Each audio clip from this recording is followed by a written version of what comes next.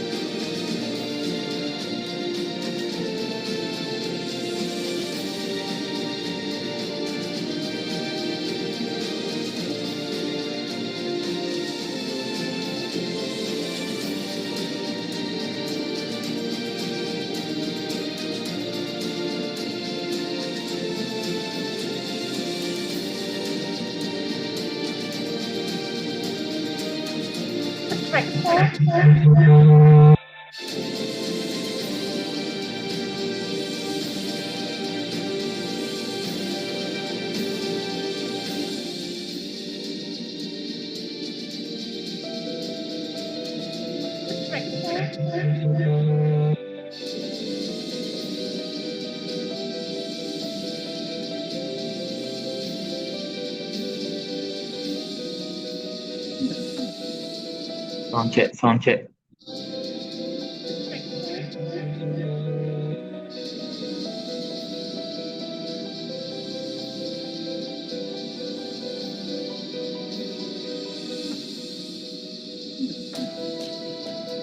Sound check.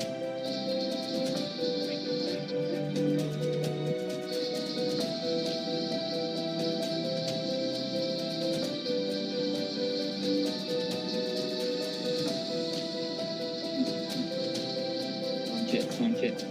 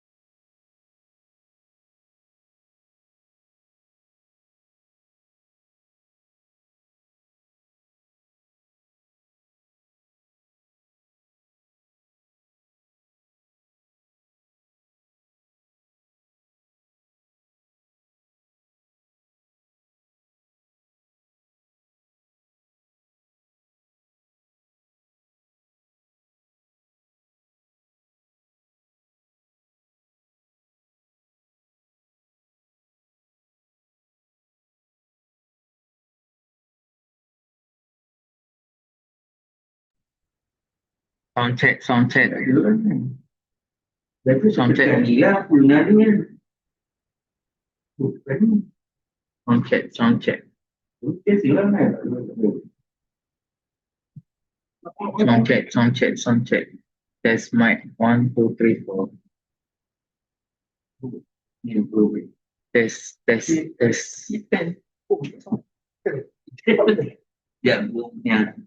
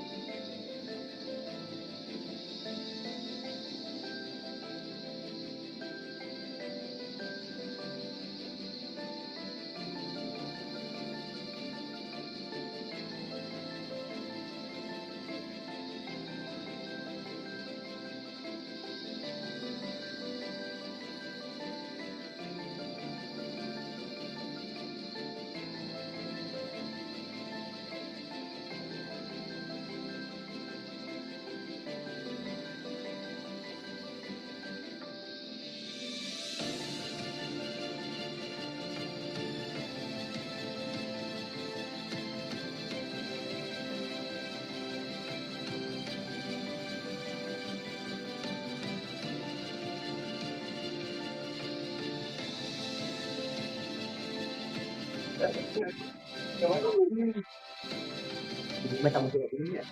Hidungnya tak muncul. Oke, sorry.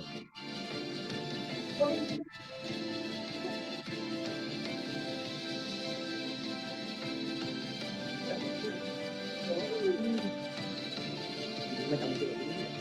Hidungnya tak muncul. Oke, sorry.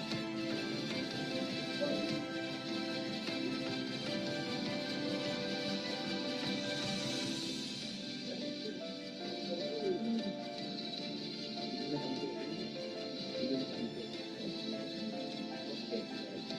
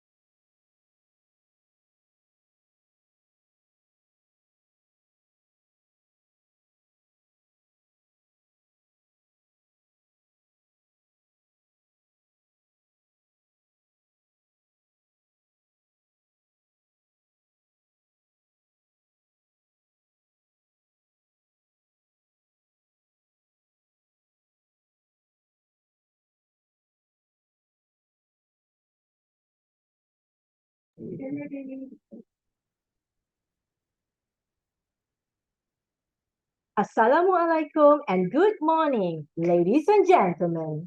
Welcome to the 4th International Conference on Media and Social Sciences, iCOMS 2025, hosted to you by the Faculty of Communication and Media Studies, University Teknologi Mara, in collaboration with Universitas Pendidikan Indonesia. Before we begin, a quick reminder to all conference participants to refer to the iCOMS Telegram chat for guidance throughout the conference, and our technical team will be in touch. Ladies and gentlemen, once again, welcome to the 4th International Conference on Media and Social Sciences 2025, hosted by the Faculty of Communication and Media Studies, University Teknologi Mara. My name is Devi Sri Bayu, your MC throughout the conference. Now, before we begin, let us observe some housekeeping rules of the Zoom platform. Right now, we have everyone on mute to avoid distractions, but any questions can be shared on the chat box or the raise hand icon to indicate that you have a question or comment. We can assure you that the Q&A session will be opened at the end of each session.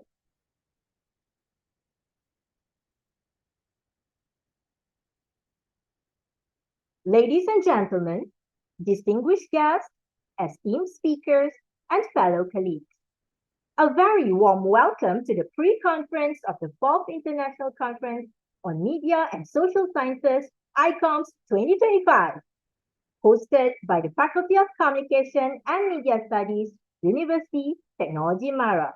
Again, my name is Devi Sri Bayu, your iCOMS 2025 host. In this digital age, technology continues to reshape how we communicate and connect.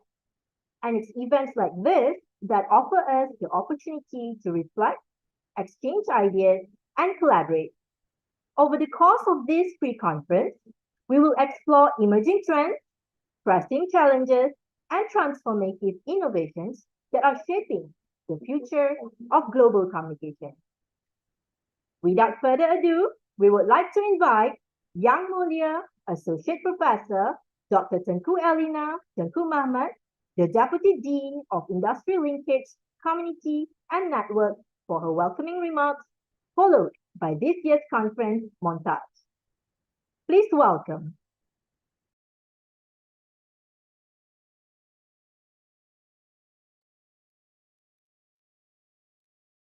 Okay. Assalamualaikum warahmatullahi wabarakatuh and good morning, everyone.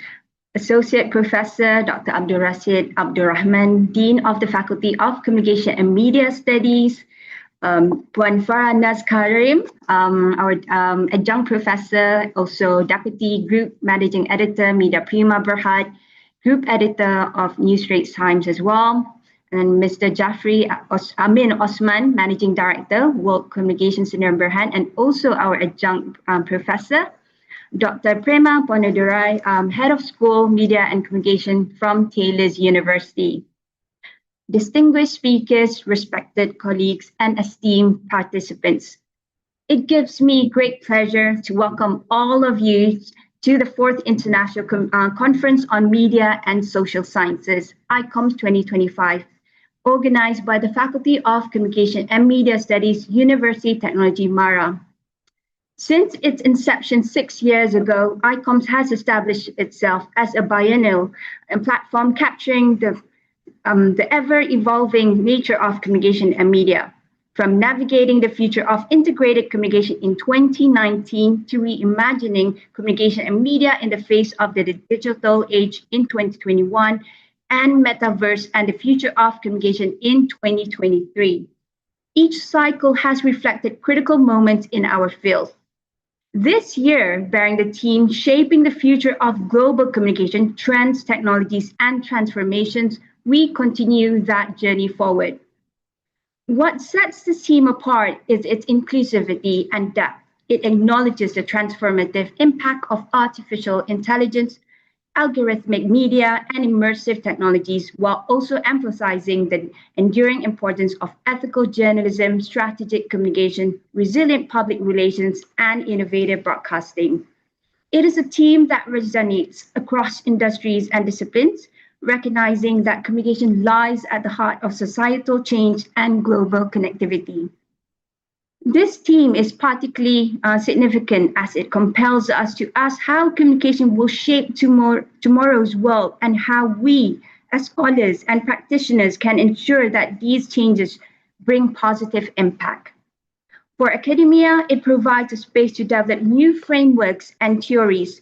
For industries, it drives innovation, competitiveness, and ethical responsibility.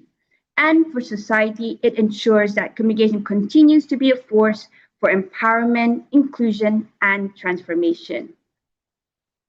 As we gather virtually from Malaysia, China, Ecuador, the Philippines, Indonesia, and beyond, iCOMS 2025 brings together over 80 presenters and participants, enriched by a diversity of perspectives. Our keynote and forum speakers, as well as our workshop trainer, represent a dynamic blend of academic and industry expertise, ensuring that our conversations are both globally relevant and locally grounded. Together, their insights will guide us in reimagining how communication can meet the challenges of our time and seize emerging opportunities. Allow me also to reflect on the Faculty of Communication and Media Studies, or fondly known as MASCOM, the proud home of iCOMS. Since its establishment, the faculty has grown into one of the leading institutions in the region, nurturing graduates who have made significant contributions in journalism, broadcasting, advertising, public relations, and digital media, among others. The spirit of innovation and collaboration that defines our faculty is the very foundation upon which iCOMS is built, linking scholarship with practice and fostering a stronger connection between, between academic, industry, and society. Ladies and gentlemen, UiTM MASCOM's legacy is one we take pride in. For over 5 decades, the faculty has been at the forefront of communication education in Malaysia, producing alumni who are now leaders in media organizations, government, corporate communication, and academia. Its commitment to academic excellence, industry engagement, and societal relevance makes it not only the organizer of this conference, but also a trusted institution shaping communication practice and thought leadership in the region and beyond. With campuses in Shah Alam, Malacca, and Negeri Sembilan, we lead the way in paving opportunities and skills required to survive in the industry and beyond. Creative programs for creative interests for curious minds. Before I conclude, I wish to extend my heartfelt gratitude to our keynote and forum speakers, moderator, workshop trainer, paper presenters, reviewers, and session chairs for their invaluable contributions. My deepest appreciation also goes to the organizing committee whose tireless effort and dedication have made iCOMS 2025 a reality. With that, I invite all of you to engage fully, share openly, and be inspired throughout this 3-day conference. I wish everyone a meaningful and memorable experience, and thank you.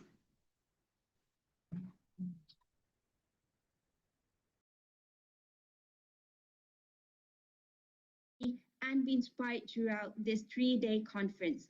I wish everyone a meaningful and memorable experience, and thank you.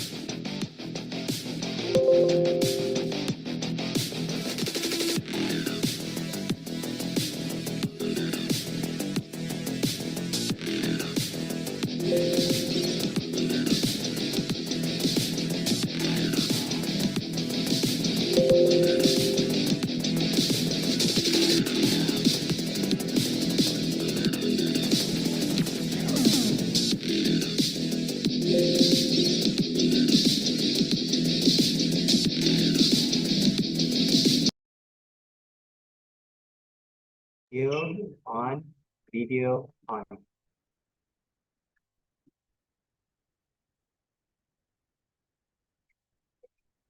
Thank you, Associate Professor Dr. Tentu Elina, for your speech.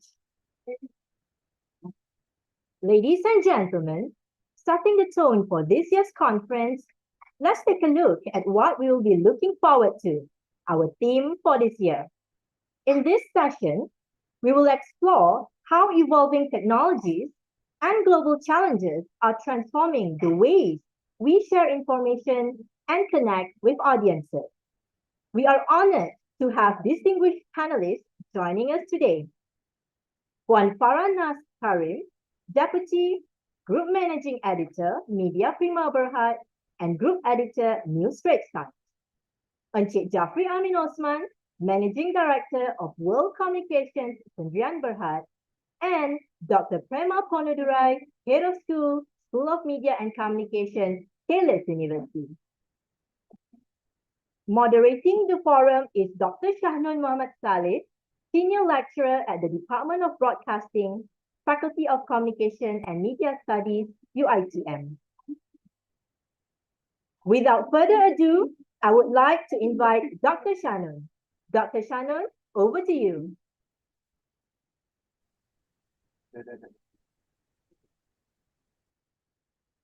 Thank you very much, TV. Okay. Hello, everyone. Bismillahirrahmanirrahim. Assalamualaikum warahmatullahi wabarakatuh. And a very good morning to everyone, to the conference organizer, distinguished panelists, fellow colleagues, and conference participants. Welcome to iCOMS pre-conference panel session today on shaping the future of global communications, trends, technologies, and transformation. I am Shahnun, and I will be your moderator for today until 11:30, inshallah. So today's forum theme is quite broad, generally on global communication and emerging technologies. But to talk about technology in this day and age would be incomplete without the elephant in the room, namely AI, or artificial intelligence. I'm sure we are all familiar with AI tools like ChatGPT, right? One would be hard pressed today to find anyone who has never heard of ChatGPT. Even my parents are using them almost every day. So to set the tone of discussion a little bit, to many observers and analysts, I think there are three broad themes that stood out over the past few years on AI. One that is hopeful and optimistic. I think this is largely reflected in government's policy and responses and their push for AI across government institution and education system. This is reflected in the establishment of AI faculties and the rebranding of some existing faculty into Faculty of AI in some of our local university. Second, a more cautionary and pessimistic narrative, where to some segment of our society today, AI is seen as a threat to some of the existing jobs, for example, or some sector or industry. For example, people in the art and design, for example, have voiced concern, and some of those in the publishing industry as well. I mean, even in masscom, some have asked questions like, would jobs like TV presenter or radio DJ or video editor or even copywriter, would they still be around in the next 10 to 20 years? So I am not trying to scaremonger, but I think these are valid questions that deserve to be debated and discussed intellectually. So, and thirdly, there are also some ethical concerns over abuse over AI. I'm sure many of us have seen a number of AI-generated images or videos, including AI-generated news or content, which could be used for misinformation or disinformation. So the question here is, how do we use these technologies well, responsibly, and how do we regulate them? So I think these are some of the pertinent questions that hopefully some of our panelists will be able to provide some input throughout the 90-minute discussion today. Okay, so yeah, I've received some short notes. So before we start later on, so there will be a short montage. Okay, so so today's forum brings together practitioners and scholars who collectively have a combined wealth of experience of maybe more than 5 decades, and they will share with us their knowledge and experience on how the latest AI trend is changing their work and industry. So I think before there's a slight change here. So before I introduce our panelists today, so let's go to our montage and industry. So I think before there's a slight change here. So before I introduce our panelists today, so let's go to our montage.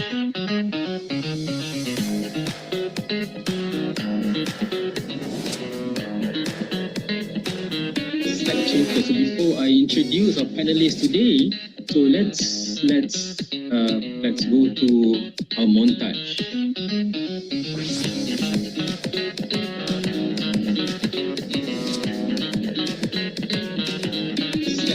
Before I introduce our panelists today, so let's go to our montage. Before I introduce our panelists today, so let's go to our montage.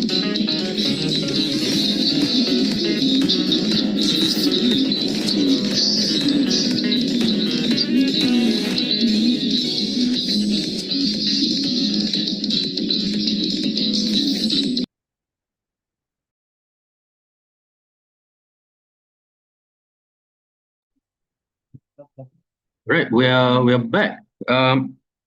So allow me to introduce our three panelists this morning. The first is Encik Jafri Amin. Encik Jafri is a senior public relations and communication consultant and managing director at World Communications for the past 30 years. He is currently the president and a fellow at IPRM, Institute of Public Relations Malaysia, and a fellow at APRN, ASEAN Public Relations Network. Encik Jafri is also the Asia Pacific Chair at Global Alliance for Public Relations and Communication Management. He has won numerous PR and Communication Excellence Awards locally and in ASEAN. And he is also our adjunct professor at the Faculty of Communication and Media Studies in UiTM. Our second panelist is Puan Farah Nas Karim. She is currently the Media Prima's Deputy Group Managing Editor, as well as the Group Editor of New Straits Times. She is a multi-award winning journalist, having won top global and local journalism awards. For example, the SOPA, Society of Publishers in Asia, and the World Association of Newspapers and News Publishers Awards. And she is also the first Malaysian journalist to win back-to-back the prestigious MPI Kajai Awards. Farah Naz is also MPI's Deputy President, and she is also our adjunct professor in the faculty, as well as one of Bernama Supervisory Board. And she is also our alumni. And thirdly, our third panelist is Dr. Prema Ponudurai. Dr. Prema is the head of School of Media and Communication at Taylor's University. She has with her over 2 decades of academic and leadership experience. She has authored numerous publications. She co-edits the Scopus Index Search, Journal of Media and Communication Research, and she has completed a US State Department Visiting Scholar Fellowship at NYU, and she has served on several advisory boards, judged international competition, and she directed Taylor's Education for All Impact Lab. So with that, I would like to just a reminder to all the panelists before we start our forum this morning. Each panelist will deliver the opening remark for 20 minutes.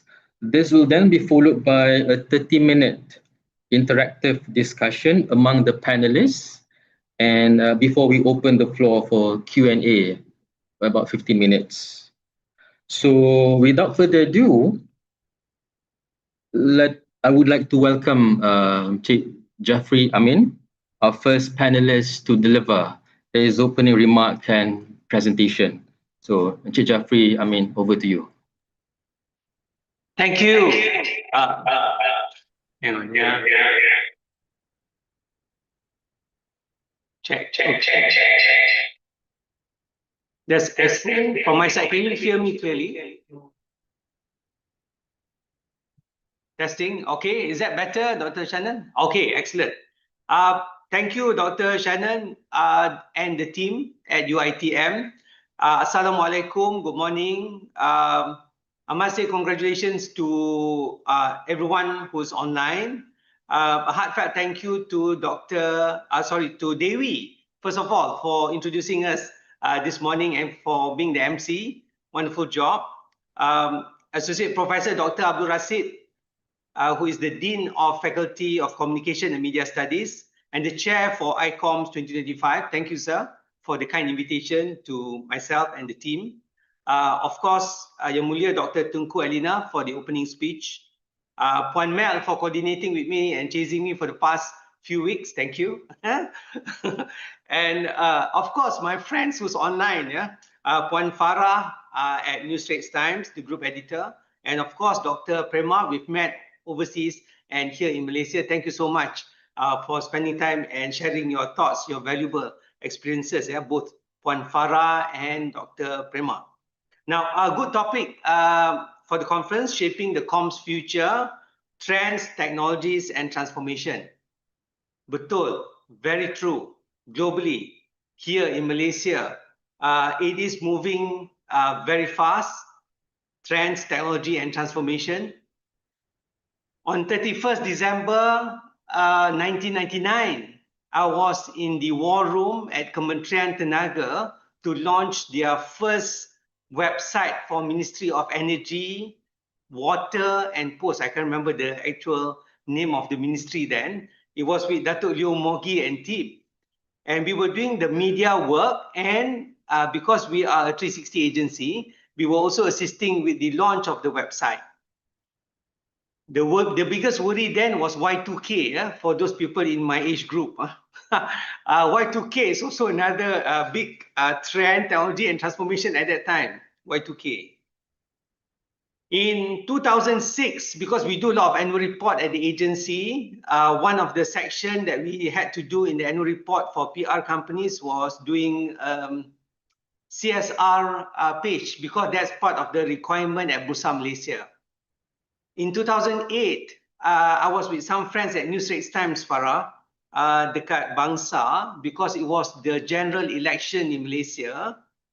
There were not many people at Jalan Telawi, but I had to rush to Jalan Pantai, where we had 10,000 people.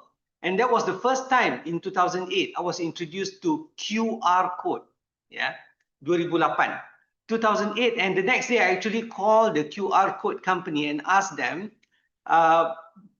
what it was all about, because I saw some people with smartphone for the first time using it to check the QR code. And true enough, some organizations and some political party then didn't use QR code to deliver messages. Now it's common, QR code, especially after COVID. 2018, in fact, 2015 and 16, Bursa Malaysia made it compulsory for everyone, all public listed companies and East market companies, to do sustainable reporting. That's another newbie in this transformation and trend. it is a requirement for us to practice ESG at our organization, especially if you're public listed. 2024, there's some revision to the sustainability report. And there's also a lot of implications and enhancement made because of the use of AI. At the agency, we've been using AI for many, many years. And it did help us during COVID because we could do video work without going to the office. We could do voiceover, we could do key messages, we could do copies while staying at home for the agency team. So AI was a real helpful tool during the COVID period. More so today, yeah. So I think I just want to say again, thank you to iCOMS for organizing this. A lot of sharing. I think all of us panelists, especially myself, we can contribute 1%, but this discussion will be really nice. Just to assist us in this conference, I've prepared a few slides and I hope to share some slides with you now. I think we go straight to the slides. So I'll have another 12, 13 minutes here to go through the slides very quickly. Yeah, so that's the title, and that will always be the challenge because ESG reporting wants us to do to be transparent, to show diversity and inclusivity. We need to show health and safety in our daily work. We got to talk about emissions. We got to talk about environmental care. Yeah, there's a lot of things. But then there comes AI, and AI can be a tool that assists us. Next. For that, I want to introduce this character. Yes, I'm so sorry. I know there's a lot of Arsenal fans online possibly, but definitely I'm a Tottenham Hotspur boy. And that is our star, which we just sold to Los Angeles. His name is Heung-min Son. And Heung-min Son, whenever he scores a goal, he'll do this square. Yeah? All of you can do as well. And I think it's very important to understand the bigger picture of this trends, technology, and transformation. And we talk about leadership in organizations and leadership in comms, whether it's strategic comm or corporate comm or marcom or PR officers anywhere you are, kita kena fikir, we have always got to consider being like Heung-min Son, being square. Yeah. Next slide. Now, to shape the future of global communication, my 10 minutes will be spent on why we need to be strategic, quick, unique, agile, resourceful, and engaging. We have to be strategic, quick, unique, agile, resourceful, and engaging. Earlier, Dr. Shannon mentioned there's a worry that some of us may lose our jobs. And we may not have the power to, if we continue using AI, we may not be able to cope with the massive assistance that AI provides. Yeah. Yes, we're going to talk about ethical usage and governance of AI as well.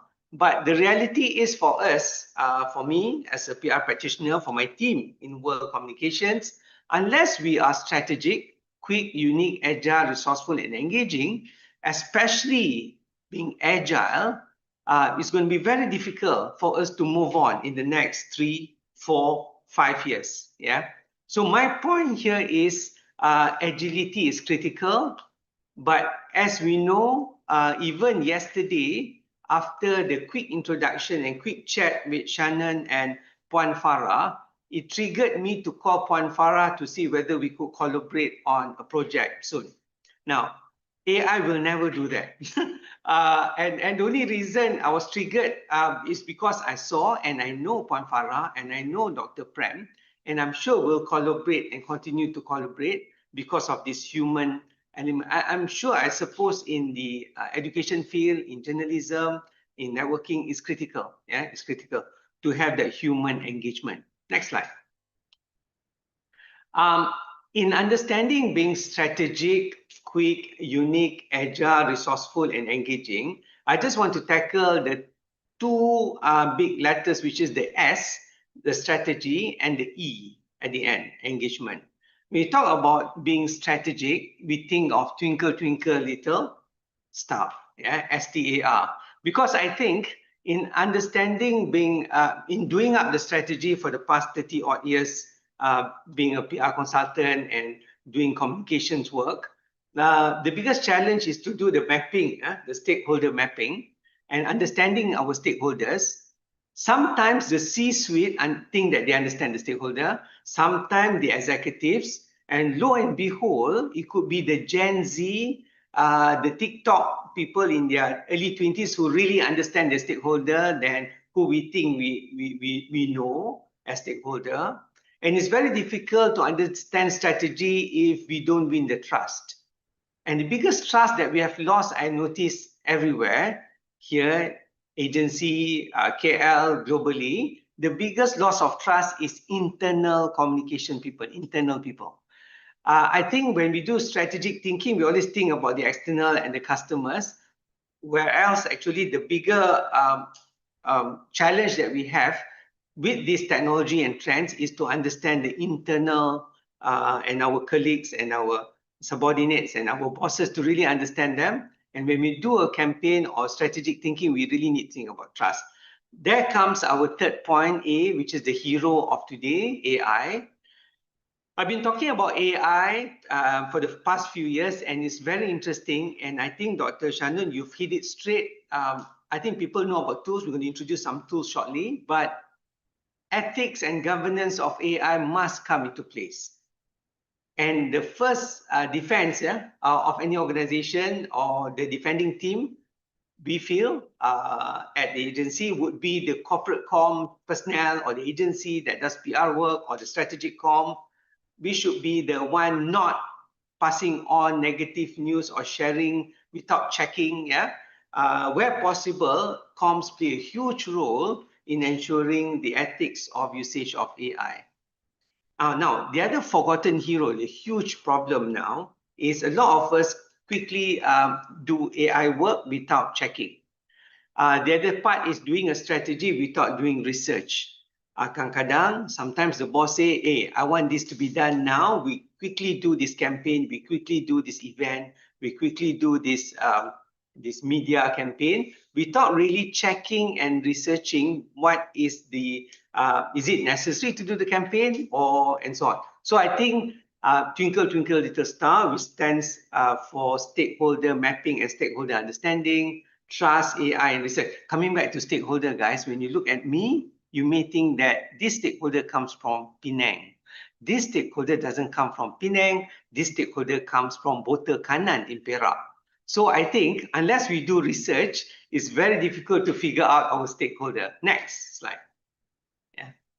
Some of the tools that we use, we are using about 10 to 20 tools at the moment at the agency with regards to AI, because that is the new trend and that's the new technology, and the agency is transformed to use a lot of AI tools. I'll tell you why. Public relations today is optic. Public relations is visual. Public relations must carry key messages through visual. Yeah, and that's the biggest challenge that we have in executing public relations today. And to do this, we also need to understand how to do storyboards. We need to understand how to do it in a very square way: strategic, quick, unique, agile, resourceful, and engaging. You talk about being quick, you need to use the AI tools. We need to talk about doing press releases, for example, or proposals or media release. And you may need to go to ChatGPT. For media monitoring, there are many, many tools out there in the market. And for quick research, you need to use media monitoring tools like DTEM. Yeah. We also need to do quick storyboards, maybe using Canva. When I'm called to give a talk in Spain or in Africa or in Italy, and I can't attend, normally I will do a video. It only takes 30 minutes now to do a 5-minute video talk in English and to translate it to Spanish. We use Hagen. Yeah. So I think there are many, many other tools that's relevant for use, and we are using it for the past few years. And the best part is some of the tools are free if you go on trial. But more importantly, if you want better, more accurate data and better visuals and so on, you will need to purchase the tools. Next. I think there are many things that AI cannot do at the moment. And I think that this is where the human factor comes in.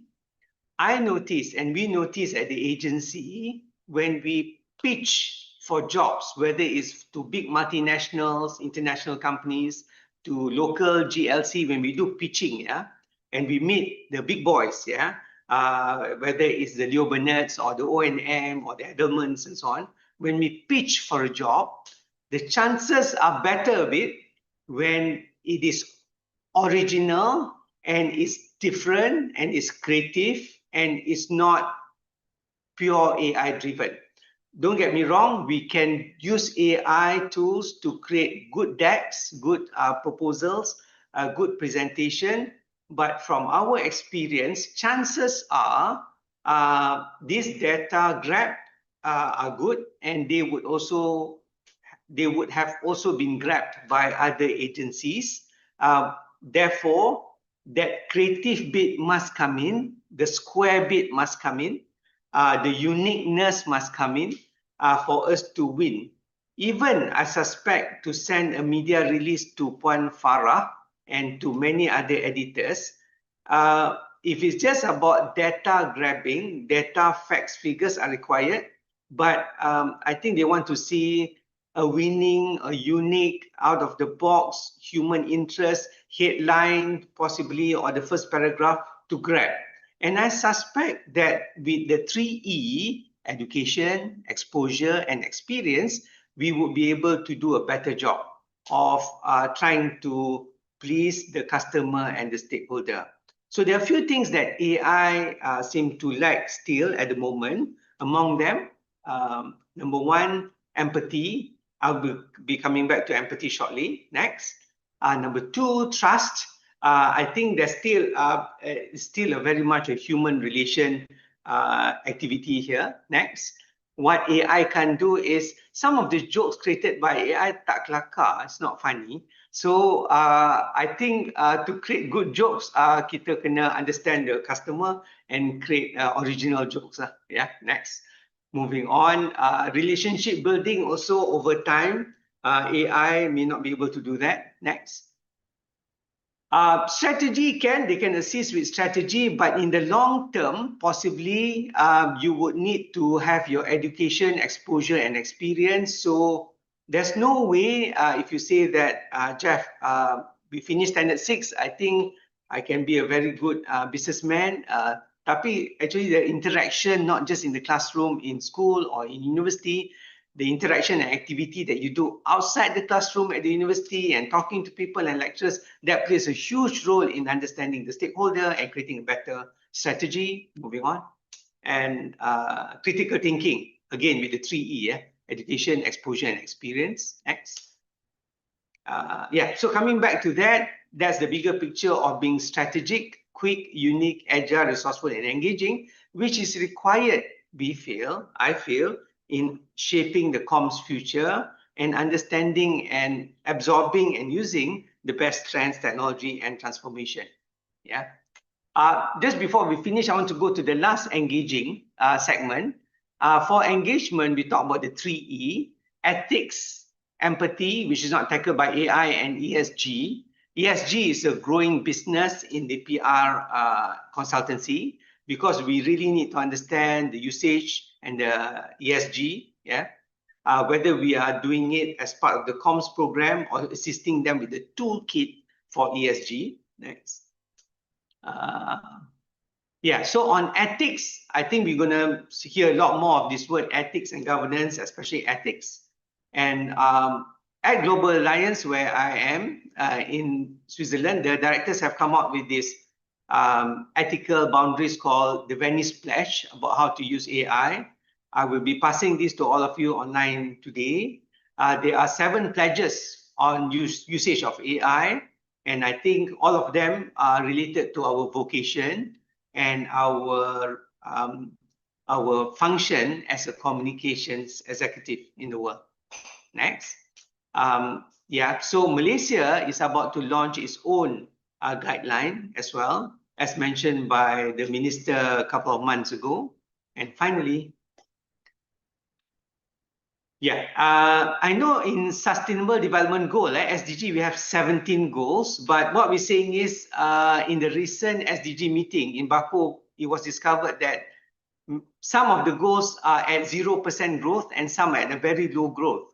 And we feel that one of the reasons why this is happening is because maybe there's a requirement for an 18th SDG goal. Yeah. And I think this 18 SDG goal could be called responsible communication, which is related to ethics. Yeah. Next. I think, yeah, so some of the goals that we look at is open dialogue, freedom of opinion and press, ethical approach to organization, fight of fake news. We need to streamline this a bit more, but maybe there's a possibility that that's why goal number 1 to goal number 17 is a bit slow to come up next. Yeah, so just a final advice to everyone. This is just my personal belief. We can chat about it further. Being square is better than going in circles. I was just fortunate being a government scholar those days in the 80s, kerja 24 jam at the hotel for 7-8 years in the UK and also traveling the world. We had Thomas Cook then in the UK. You think it, Thomas Cook it was the tagline. So I could travel to Africa, Europe, America at those days by working very hard, and it was only 88 pounds to go to the UK from London. So this was in New York, yeah, in the 1980s. With that, I want to thank you, everyone. Sorry, I've taken 2 minutes more, and it's such a pleasure joining iCOMS this morning. Thank you all. Thank you. Thank you very much, Cik Jeffrey Amin, for a very insightful and informative presentation. I think if I can just summarize some of the key points from Cik Jeffrey's presentation, it's about while AI is helpful in assisting PR, for example, but the role of human is equally important and more important in some respect. For example, AI, I mean, Cik Jeffrey highlighted some weaknesses or limitations rather of AI. I mean, in terms of the lack of empathy, trust, humor, strategy, and critical thinking. So without further ado, let us turn to the perspective from the newsroom. So I would like to invite our next panelist, Puan Faranas, to deliver her presentation. Thank you. Assalamualaikum warahmatullahi wabarakatuh, Waalaikumsalam. everyone. If Cik Jafri kita took 2 minutes extra, I think I'll recover for him. I'll try to shave off 2 minutes. Anyway, thank you for having me. I'm honored. Glad to be part of this course. Very good morning to the conference organizers, General Chair, Associate Professor Dr. Abdul Rashid Abdul Rahman, Conference Advisor, Associate Professor Dr. Wan Hartini Wan Zainuddin, Conference Director Yang Mulia Associate Professor Dr. Tunku Adinatul Muhammad, and of course my esteemed panelists and moderator, Dr. Shannon Mat Saleh, Cik Jafri Amin Osman, and Dr. Prema Pondura. Okay, so I don't have slides prepared. When Cik Jafri kita could prepare his slides in 30 minutes under, I'm just going to share with you my experiences in the newsroom. So I started in straight from UiTM at 22, straight into journalism, NST. Have spent several years in Putrajaya as bureau chief. That's the best training ground for me. So I've experienced the conventional way of newspapering, how you go for assignments at 9 a.m. and then you have time for brunch, for lunch, for tea, and then you start writing your stories at 3 o'clock because the off-stone time, that's when the paper goes to print, is at 1 a.m. So you have time at your disposal. I don't quite envy my charges now because those days when I was a reporter, we had about 500 people in the newsroom. And I'm talking about NST alone.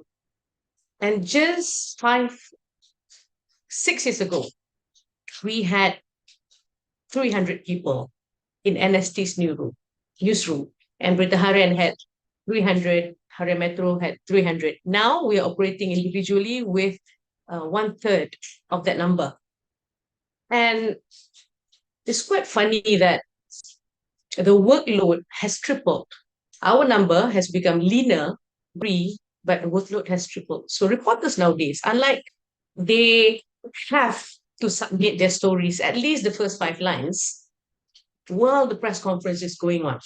Because today, if you are 5 seconds later than your competitor, nobody is going to read your story. Why? Because when they do Google searches, and this is the greatest number, the source of numbers coming in are Google searches. Say, for instance, a new subsidy formula has been announced by the Prime Minister. So people will key in on Google search, RAW 95 subsidy. So the first news house that gets it out, they will be visible. Even if you are 5 seconds late. And I've seen this. When we first understood this race that we are all in, we actually tried it. This was when we during the general elections.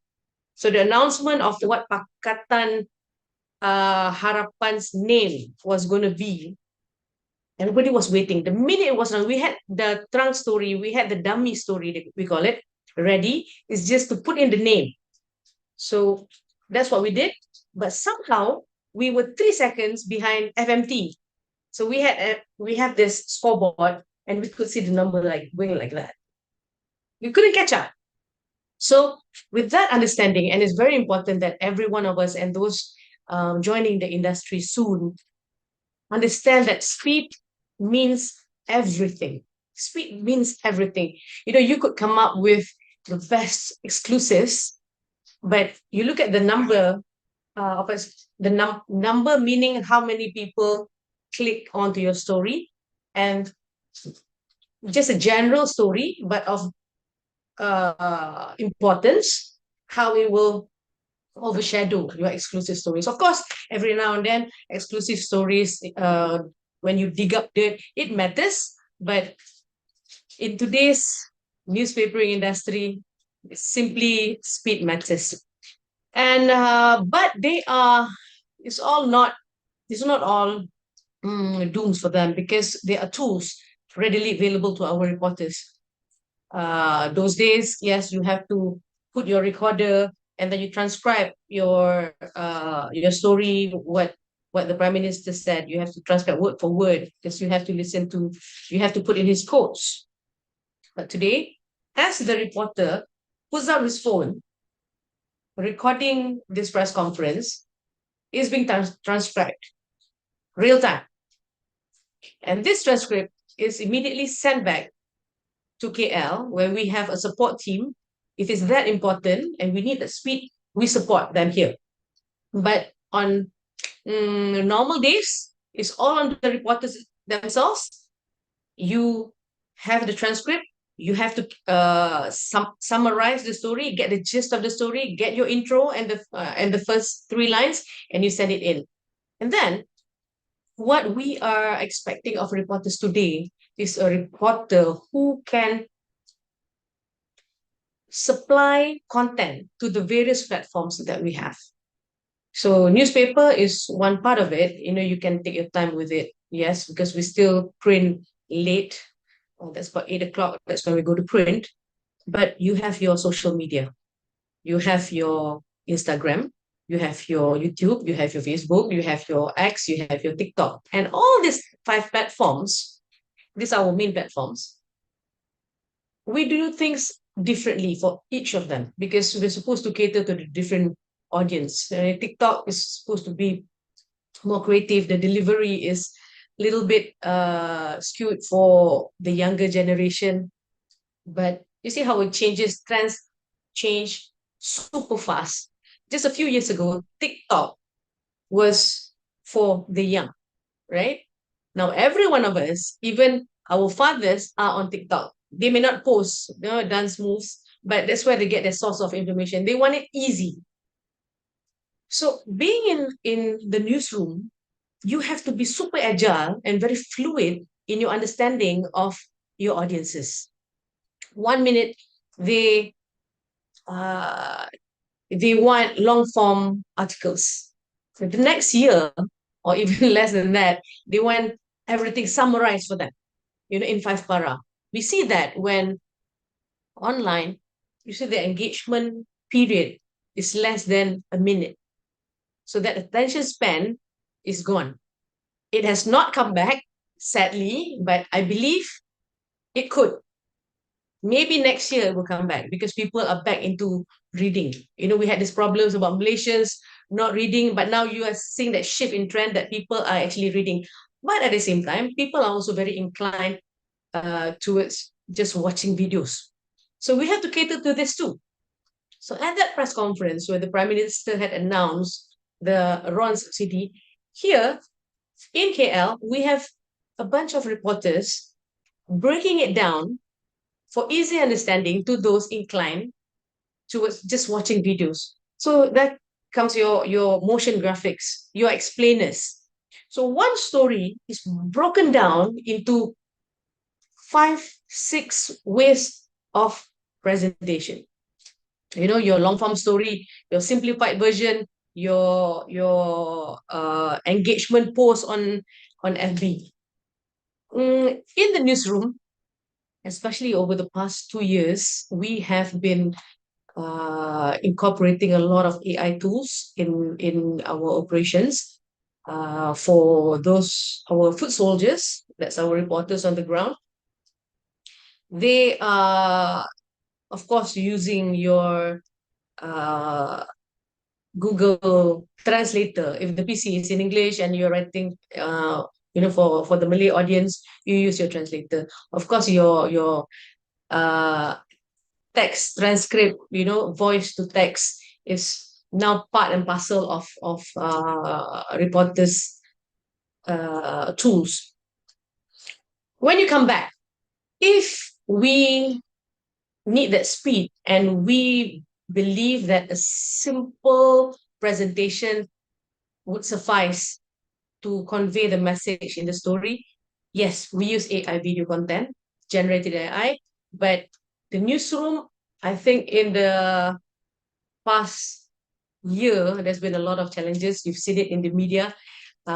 So we are self-regulating when it comes to AI.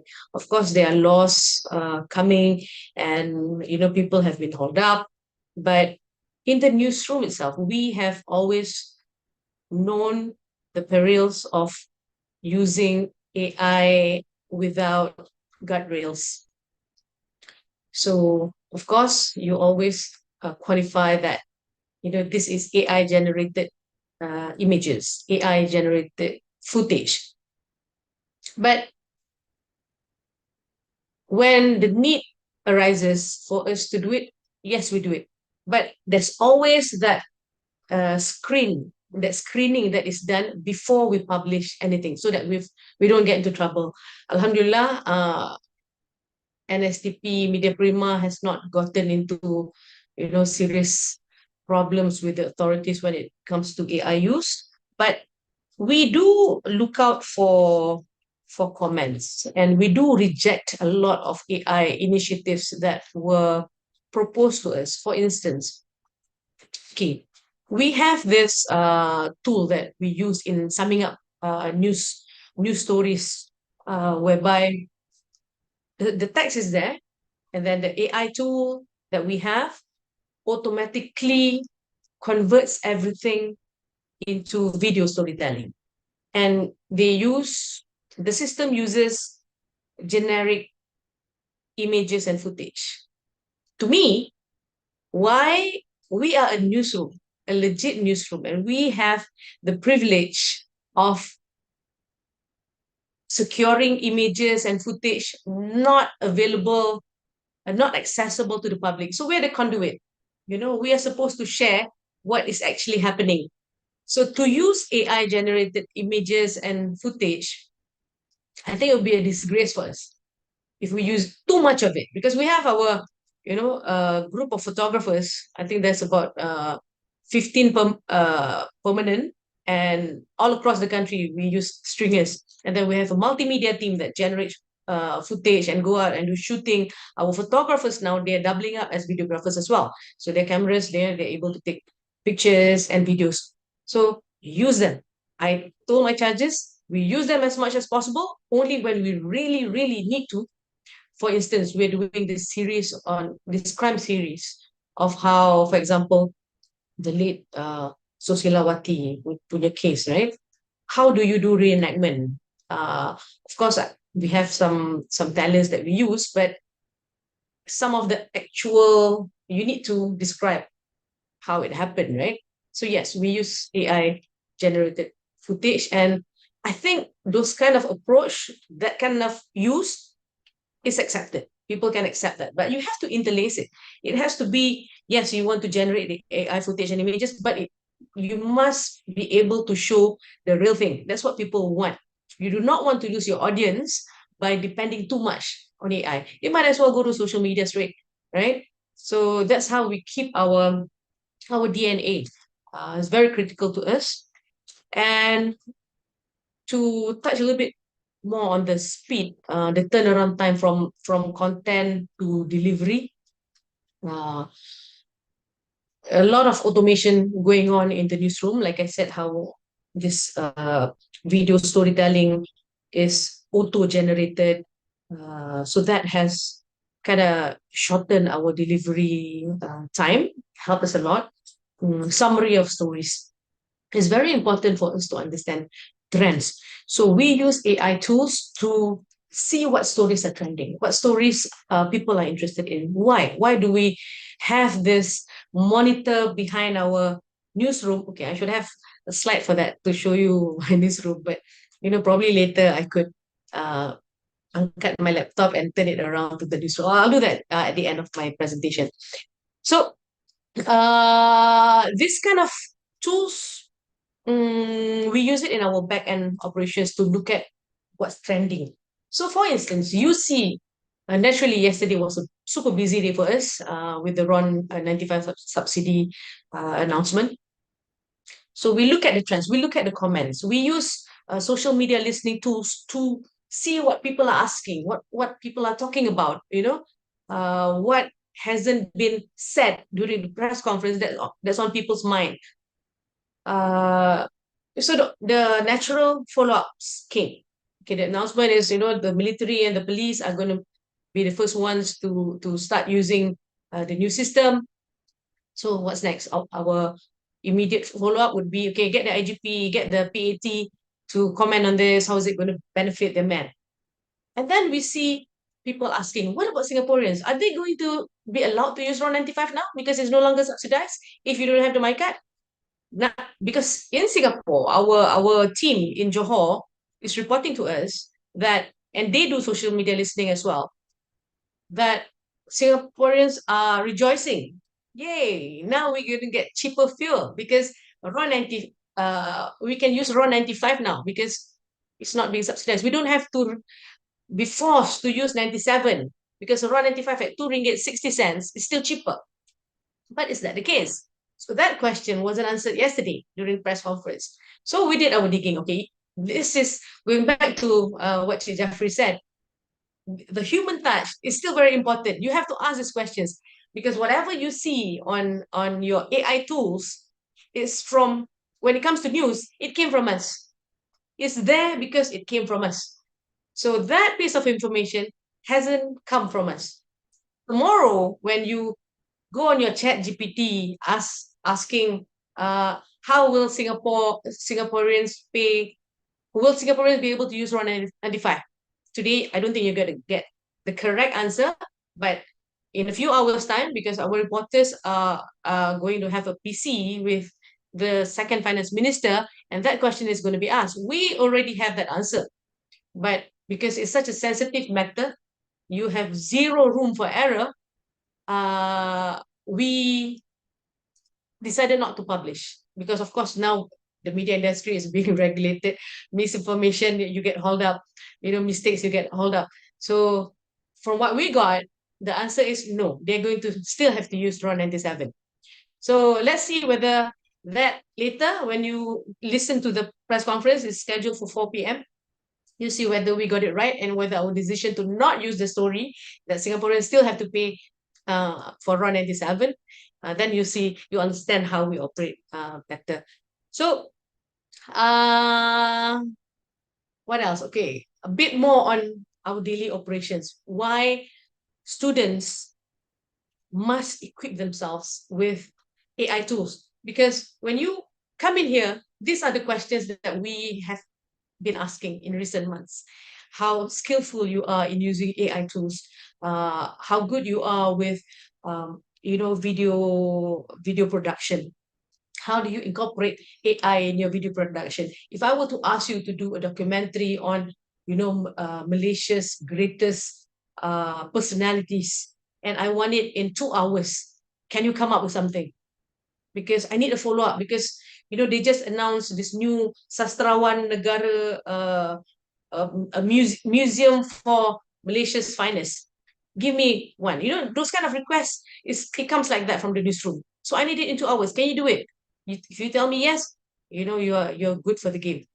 Because I need you to come hit the ground running. I'll just share with some of you.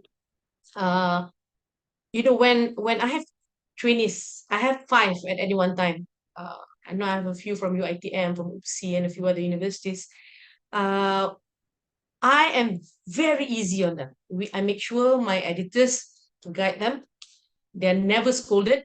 They're guided when they go back to university, and when they re-enter the industry as an employee, I expect them to hit the ground running. That's when the scolding, the expectations come. So please prepare yourselves. Learn how to be presentable. Yes, I expect dulu. I've never stood in front of a camera, but now my reporters, they come in as print journalists because it's New Straits Times, it's Berita Harian, it's Harian Metro, but there's no such thing. Now we are a title. We are stronger digitally than we are in print. So if an accident happens, I expect you to be in front of the camera and give a summary of what's happening. You have to be able to do it. So learn from AI. You have these tools to help you come up with a storyline. Okay, there's an accident that just happened. The authorities are saying that 5 people died. Some of them are being. Please give me a script. It's so easy now. There's no reason for anyone to not be able to do it. It's just that you have to start practicing right now, so that when you join the employment market, you're ready. Okay, so how does this make our operations better? How AI has enabled us to come up with products very easily. Dr. Shannon, can you just tell me that if I have 5 minutes, just alert me, because I don't have my PA pergi minum. So No. Maybe you can just wrap up in 2 minutes. okay, Extra 2 minutes. wonderful. Okay, so like I said earlier, how we need to come up with new products, because people expect us to change, because people get bored so easily now. They move from one media to another, and then they stop moving to these media houses. They go on social media. A lot of your students, I hope that's not the case for our audience here. When I ask university students, do you consume news? Yes, we do. So which website do you go to? nst.com.my, star.com.my, Tusan? What? Oh, we consume our news from social media. That will not cut it. You will not be getting this kind of stories that's going to make you more aware, more worldly. It's very important for you to understand what's going on. I have interviewers coming in. What do you understand about RMK? The RMK. What is that? So that is that. So for us, coming up with new products, we use AI fully for our twice a day news at 9. News at 9 is once in the morning to summarize. Because of the 90 people now that we have in NST, I need consistency. I will not launch a project if I cannot ensure that it's going to last for a full year with no hiccups. So how do I get that guarantee? AI. So I took 2 pleasant looking reporters, get them to agree. You know, if you're agreeable, I'm going to use your face for 1 year, I'm going to AI you. So I tell her, you know, recorded her voice, use a tool. Now we just put in the story, and then we have her reading the stories every morning, 9:30, never miss once, thanks to AI. And then we have another one, Market Pulse, because you have to do it twice, in the morning and in the evening. And then, of course, we just introduced, because part of the title of this conference, global communication, you know, is right in front, is the importance of English. I cannot stress enough. So we have taken up this project to help Malaysians students to master English or improve their command of the language through our initiative.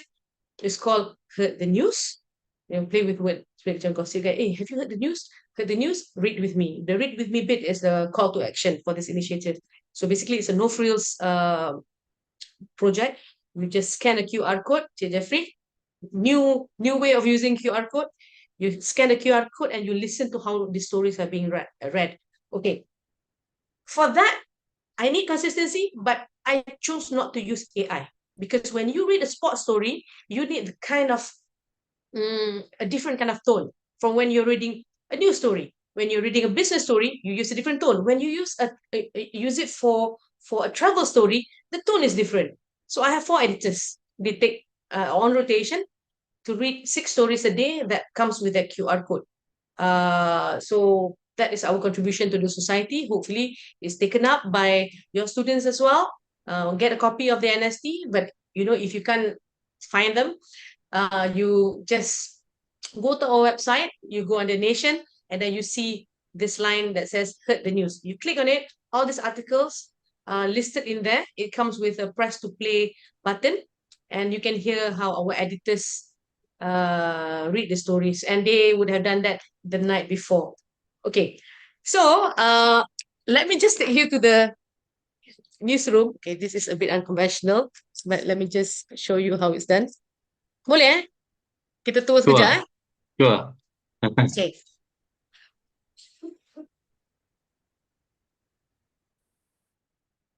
Okay, so that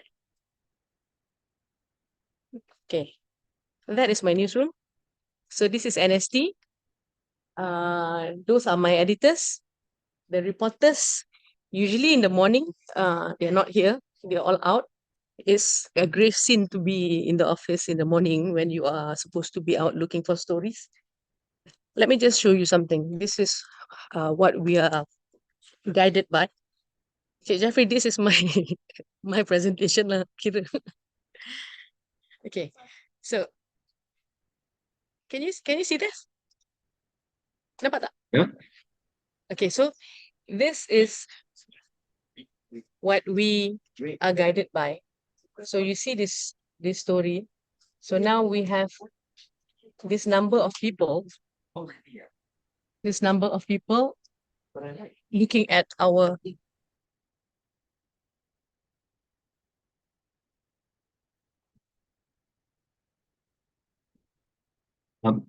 Puan Farah, I think we've lost you. Your mic. so we have a few titles there that we can monitor. So we see at real time how Berita Harian is doing, how FMQ is doing. Kalau ada, we all have the same stories, we're able to see who is performing better and how you can be better. So today's newsroom, every minute is a challenge.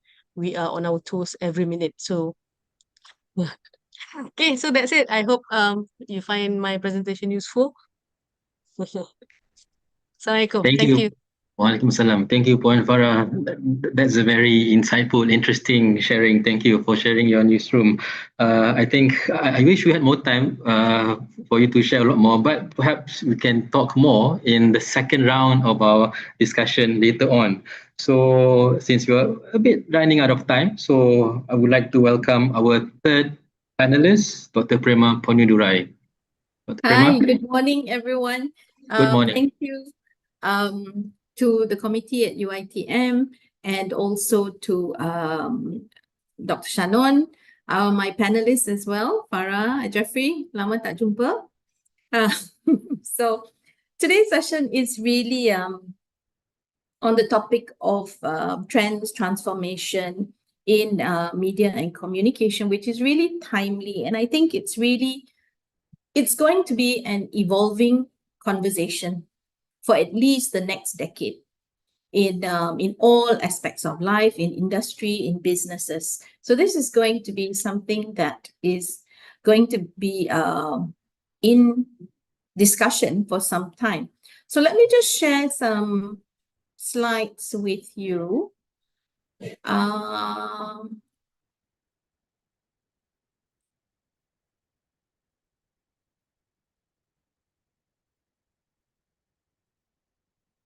Okay, can everybody see my slide? Okay, so really, I just wanted to share with this since Farah gave me a lead in when she started talking about students and universities and interns. So I really wanted to start with this because this was, I'm not sure if some of you all have seen it. This was in 1966, which maths teachers were protesting the use of calculators. So the main idea was because they thought it would take away from the knowledge, it would take away from the whole scheme of learning things. And it was really what we are today as well with AI and the advancement of technology. It's really just the threat of the unknown in that sense. It's because we are all for once, I think, at a level playing field. Usually you see education as always, 1 or 2 years behind industry because you all have the resources, they have the money, they have the technology invested, So by the time education and knowledge and the universities and school catch up, it's already moved. But with this explosion of AI now, you can see that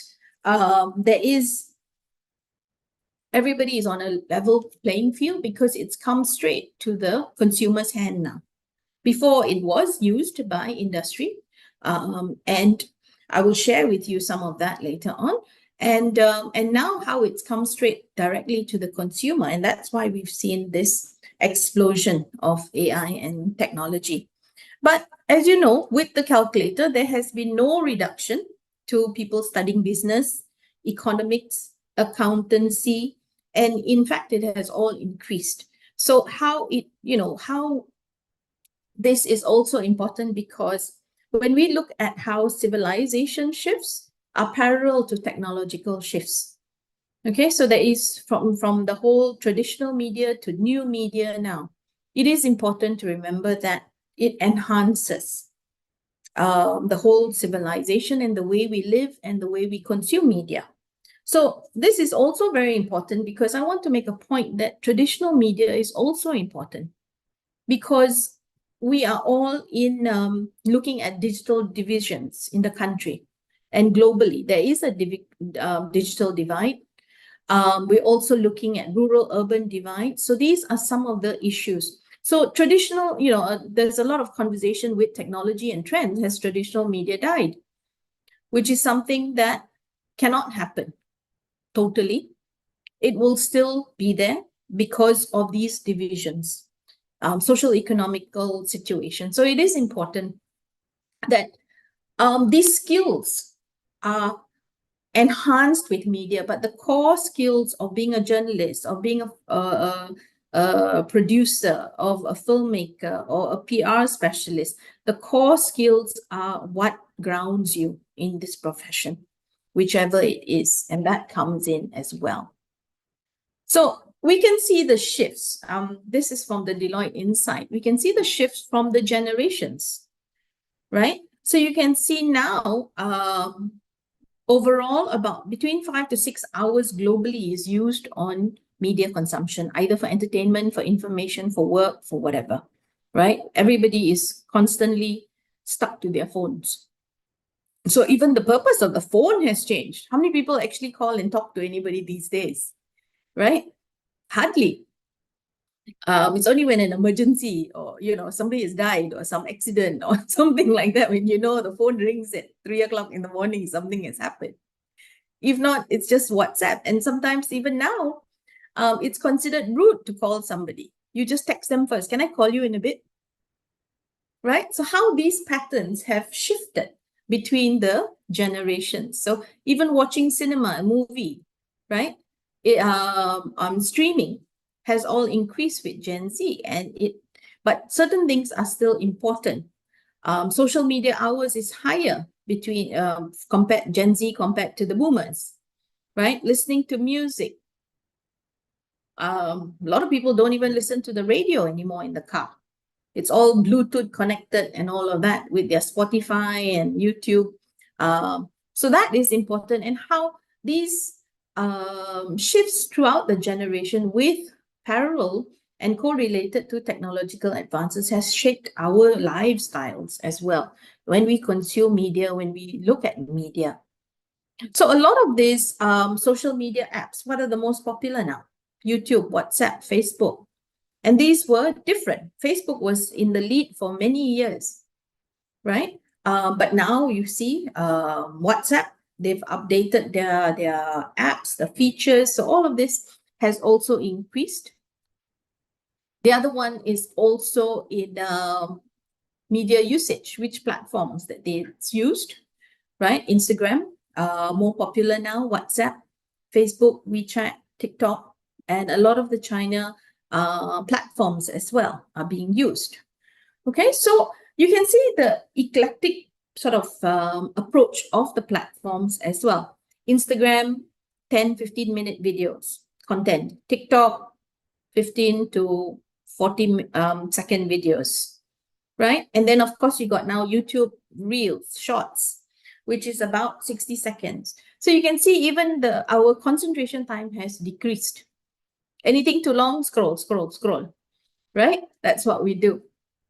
So that's how we have to look at how we use these technologies and really shaping the message, because the time is limited now. It's harder to send your message across in a shorter time, right? Just like if we ask somebody to write 300 words, it's easier than writing it in 50 words.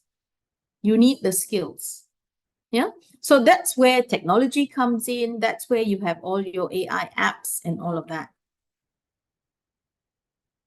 And what do we use social media for as well is very important. Communication is a main area that we use it for still, according to statistics. Keeping in touch with family, friends, filling in your free time, reading news, as Farah mentioned just now. Anything happens straight away, you check Facebook or Instagram. You don't go to the website anymore, right? Because it is all there. So news and platforms as well have transformed in that way. When you're looking for content, finding products, sales, watching sports, live streams, all these things have been adapted to what is convenient to us. And therefore, going back again to what I was saying, where the phone is not what it was traditionally anymore. So in education for transformation, and we always say that whatever move, strategies, direction the government takes, it always starts in the classroom. So it is very important. Either at primary school, secondary school, university, we all have a place to play an important role for content creation, audio, video production. We use Adobe Suites, Hootsuite, those sort of equipment. For virtual productions, LED screens, 3D, camera tracking, motion sensors, of course, all the AI tools, the whole suite of them. And also for robotic arms, drones are all equipment now and technologies that have been incorporated. For interactive and social platforms as well, all the social media platforms, as I mentioned earlier, blogs, podcasts. So these are all things that are driving communication and media. And these are also trends that could stay on. Some may die, some may continue, right? And then, of course, for communication platforms, we even got Copilot now in our Microsoft emails automatically. So a lot of this AI have already, and like Google and all of that has already been installed, and it's now just become a way of life. And we have immersive experiences using virtual reality, augmented reality. Even at university now, we use facial recognition for exams, for attendance, for things like that. So how is all of this? And all of this is really incorporated to transition learners, students from university to industry, right? So these are areas that even for anybody really that is going to be a way of life as well. So is artificial intelligence, AI, good or bad? So I just wanted to share the whole evolution. It is not something new, as I mentioned before, right? It started actually in 1950 with Alan Turing. And in the 1960s, I'm not sure, maybe, you know, some of us might remember, Jeffrey, remember the draft that we could play on the computer, right? The draft where the computer would actually, you'll be challenging the computer. Then in the 1970s, we had the familiar ELIZA. ELIZA was a language module where you used to talk and learn language with ELIZA. And they would ask you questions and you'd answer and it'll reply you.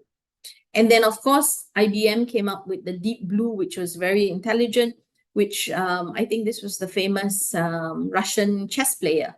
And the machine beat him. Then, of course, we have the rise of machine learning. So those were the early foundational and classical machine learning. Then we had the rise of the machine learning with ways. We had social medias like Facebook. We had chat boxes, right? And then, of course, eventually was now OpenAI, Gen AI, and all of that. So we see these real shifts.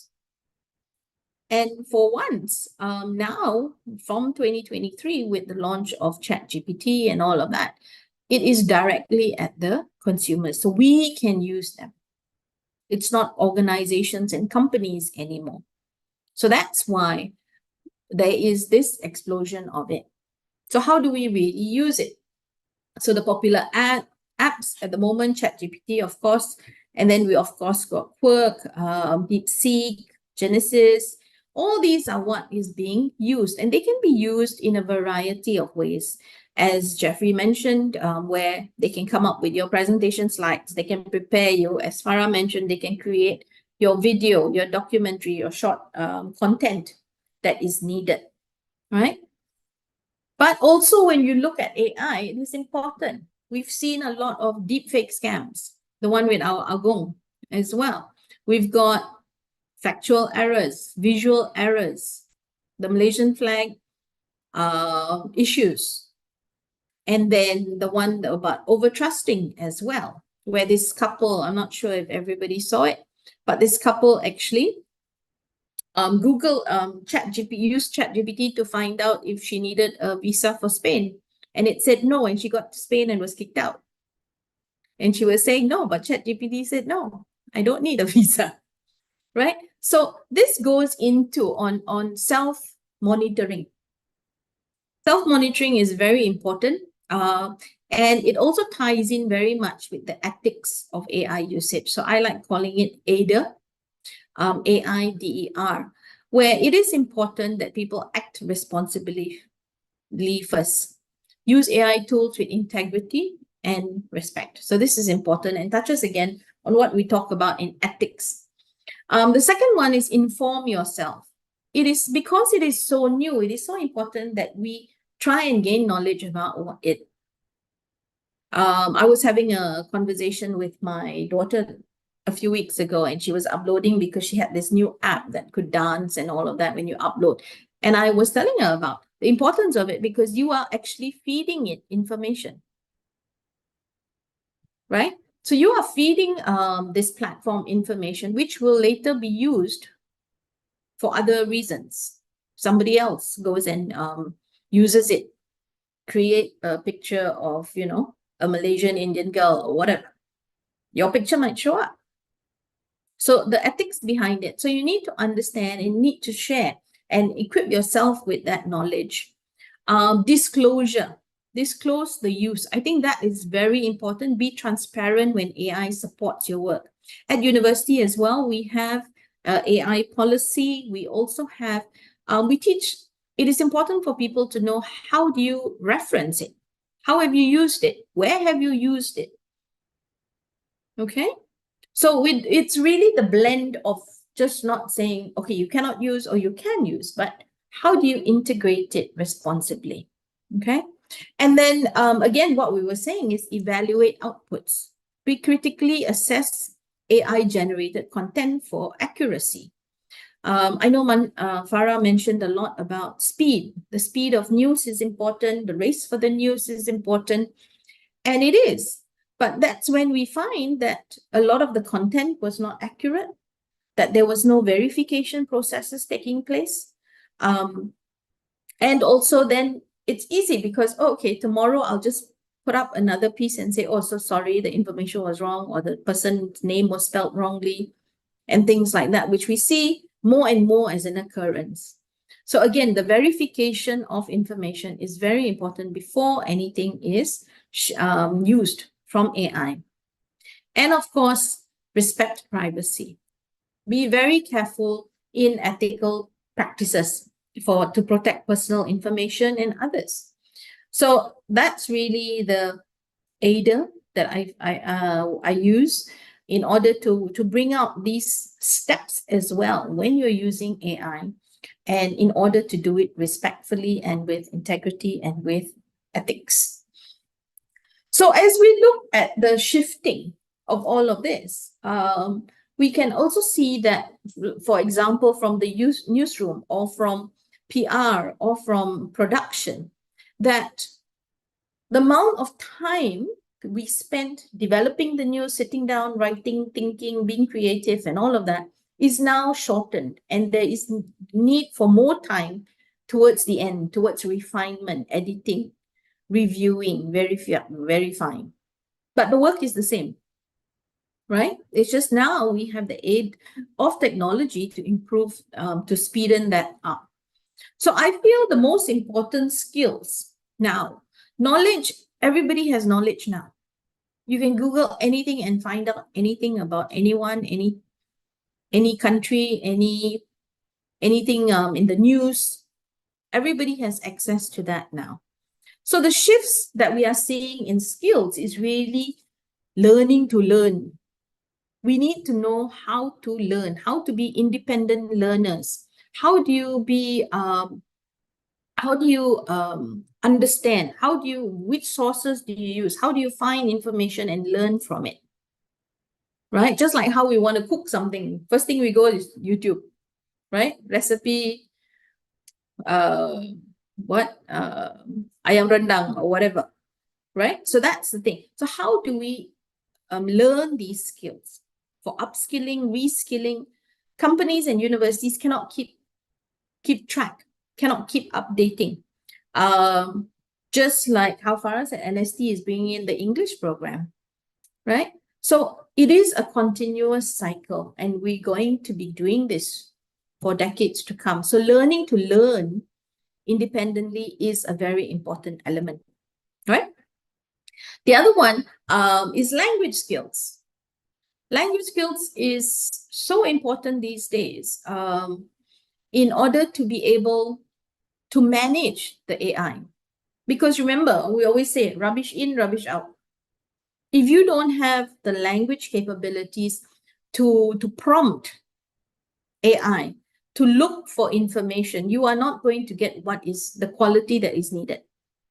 So language skill is very important. And we can also see in for future jobs and all that, you see prompt engineers, you see these sort of new careers coming up because language is very important, right? So that, and the other thing is also data analytics. I know a lot of students join media communication programs and companies because, oh, I'm not good with numbers, cannot do business, cannot do all these things, right? But data and analytics is going to be core in order to understand consumer patterns, in order to understand SEOs, as Farah showed just now, monitoring, engagements. So understanding data and analytics is a very important skill in order to navigate the future. So thank you so much. That's basically the areas that I'm covering in order to be able to navigate through these trends currently and the best practices to be put into place in order to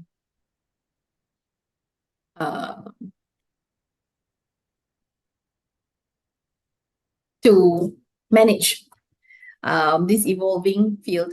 Thank you.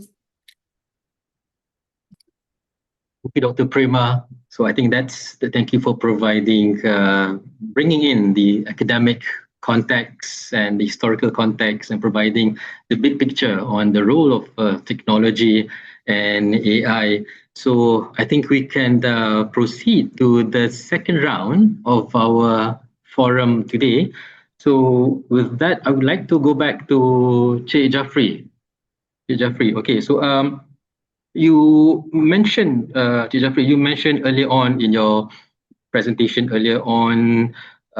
some tools, for example, some media monitoring tools, for example. So perhaps you could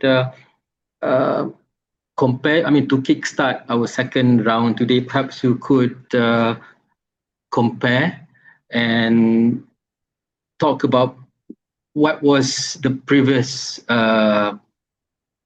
system like compared to the new technology that we have today, the old PR and the new PR today, to kick start our discussion, the second round?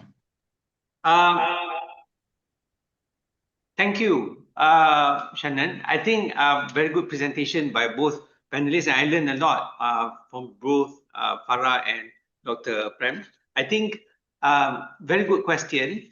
I just want to go back to Farah first. I think memang best they heard the news, because I read it a couple of weeks ago, pasal heard the news, and I'm very proud of New Straits Times for introducing this, simply because I'm very close to the late John Pillay, NIE in education, and they introduced the same thing. He introduced the usage of newspaper in the classroom for us to improve our English. And I think best lah. You're talking about comparing, kan, Shannon? That there is Farah introducing something new for the students. And being an ex-teacher myself, I was teaching in schools 30 odd years ago. I think it's important for this to come back. As presented by both panelists as well, we are moving towards the data future, almost impersonal future. So it'll be good to get this running, teaching English using the newspaper or trying to recap in a modern way using QR code what's been said. So that's important. I think one just to keep it short, all of us in the PR industry, all agencies around the world use media monitoring as a very important tool. Now 24 hours, 24 hours. Those days when I started work in the 1990s in a PR agency, kita kena baca paper lah, and then tengok news, tengok radio. Primarily was print media, and print media kita tengok keyword search, kita cari, kita compile. Some naughty and clients will ask us to submit as early as 8 o'clock in the morning, walaupun surat khabar tu kita tunggu dekat Bangkok Bank keluar pukul 5:30 pagi. Cuma kita dah kena sampai office, dah siap all the monitoring, scanning, photostating, compiling, and then the dispatch will be ready to send to the clients by 8 o'clock in the morning. Yeah, that was those days. Now it's almost 24-hour monitoring, and with some jobs we have to do 3 times submission: 8:30 in the morning, 3 in the afternoon, and 9 at night. Kerana as mentioned by Farah and team, 24 hours news. Yeah, kadang-kadang dah siap semua, tiba-tiba ada some dramatic news pukul 12 malam, which impacts the stakeholders and the customers. And some of this incident can even impact their stock market price. Yeah, so immediate reaction is required. And the first part is, of course, doing research, and media monitoring is very important. There are many tools in the market for media monitoring, but at the agency, we are using DTERP. And we are monitoring for many clients of ours using this DTERM AI tool. Yeah. So it basically tracks the news, the brand, and it goes across online news, it goes across social media and blogs. Yeah. To get understanding of what's happening with their brand. It can be a person, an organization, or the product itself. Yeah. So that's my short answer, but there are many ways. Yeah. We talk about doing speeches or doing press release or preparing deck, but I think I just want to go back to research, which is in the agency, media monitoring is one big tool that we use to enhance ourselves. Thank you, Dr. Chan. Thank you, T. Jeffrey. All right, moving on to Puan Farah. You mentioned early on in the first round on some of the tools that NST journalists use. One of it is the auto transcription tool when they go out to interview whoever. So perhaps you could expand a bit on some of the AI tools. Are there specific tools that they use with regards to news writing, for example? Anything else that you could share? Thank you, Dr. Shen. Yes, of course. And sadly, some journalists, not mine alone, they try to depend on AI tools for writing the stories. Basically, you don't feel the soul in the story. You don't feel the narrative, the storytelling in the story. And of course, you don't see our DNA in the story because it's not ours, right? So, of course, they have been warned many times, and our editors are very seasoned editors. They know the product well, so they will call them in. There are limits to how we want to depend on AI now. And I'm sure many of you would have been told or heard AI is not going to take away your jobs, right? That is a very soothing but seriously unrealistic thing to say. Because, yes, people are losing their job because of AI. This industry is not shielded. Okay, I give you an example of what could happen.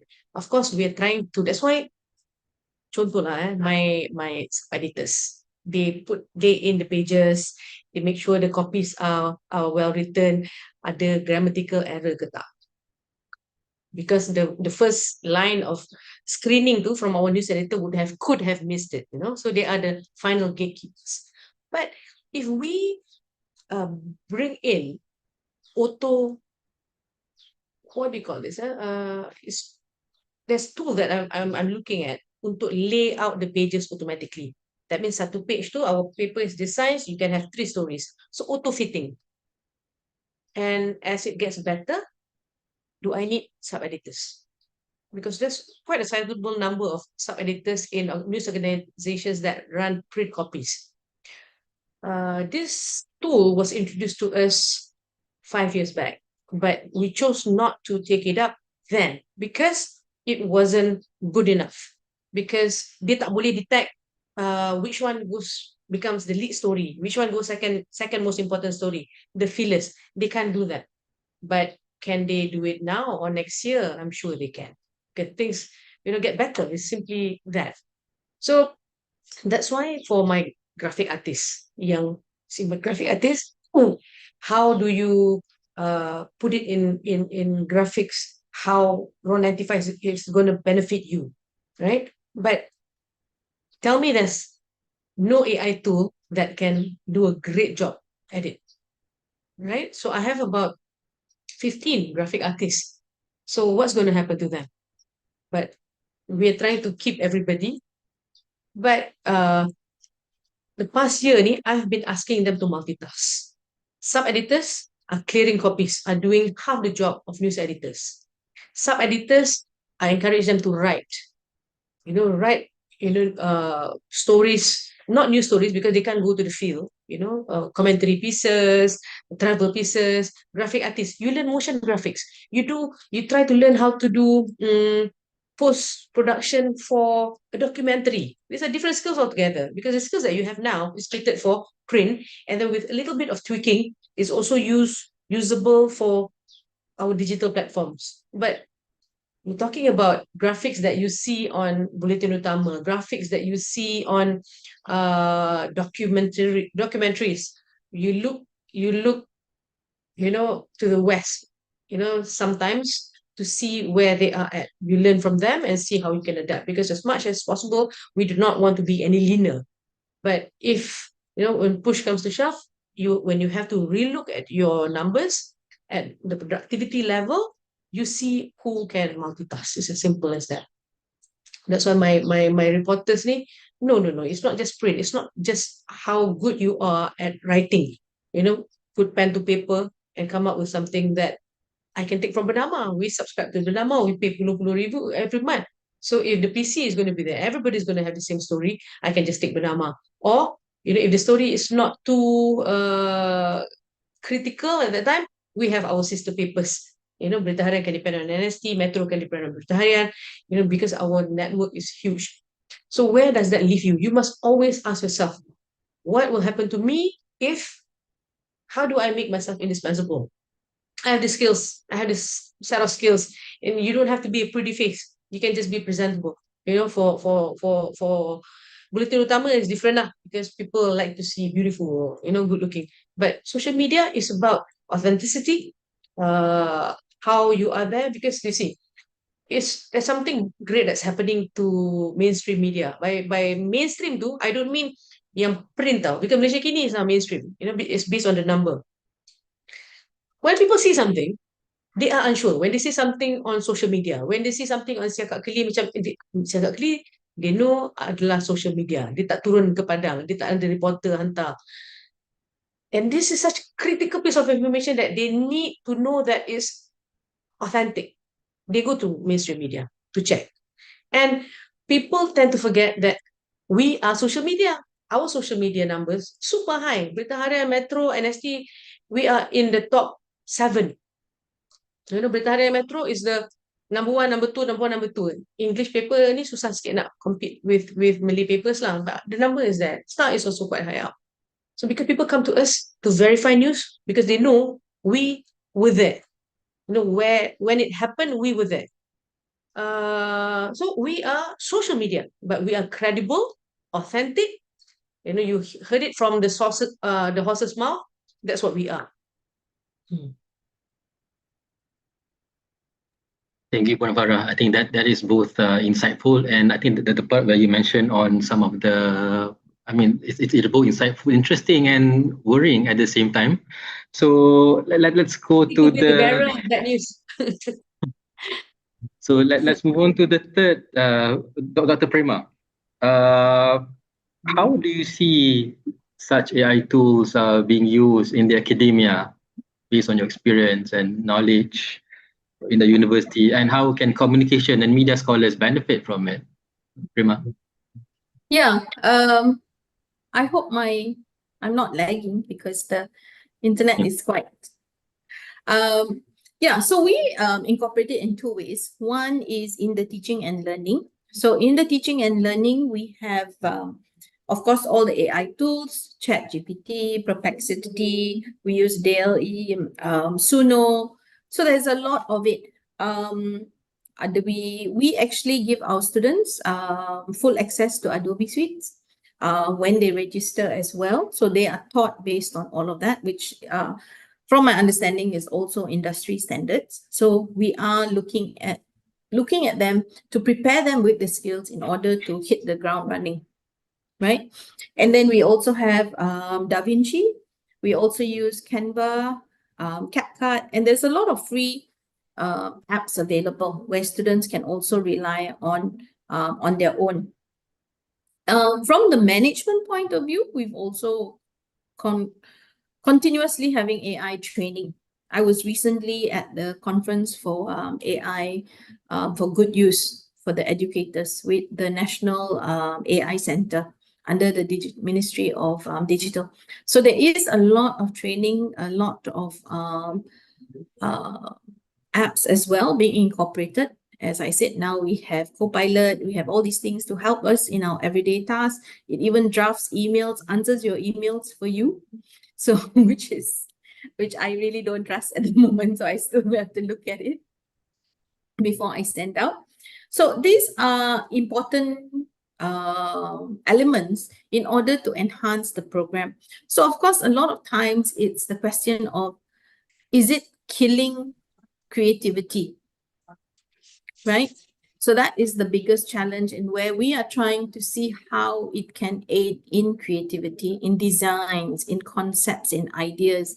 So really how we can incorporate these technological tools to, as part of the learning, you know, as part of maybe from generating ideas first. The brainstorming sessions now is with the technology, not so much in the groups.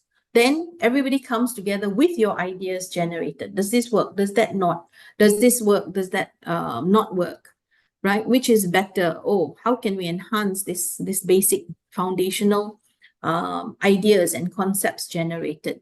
So that's how we have incorporated it into modules, into subjects in the university.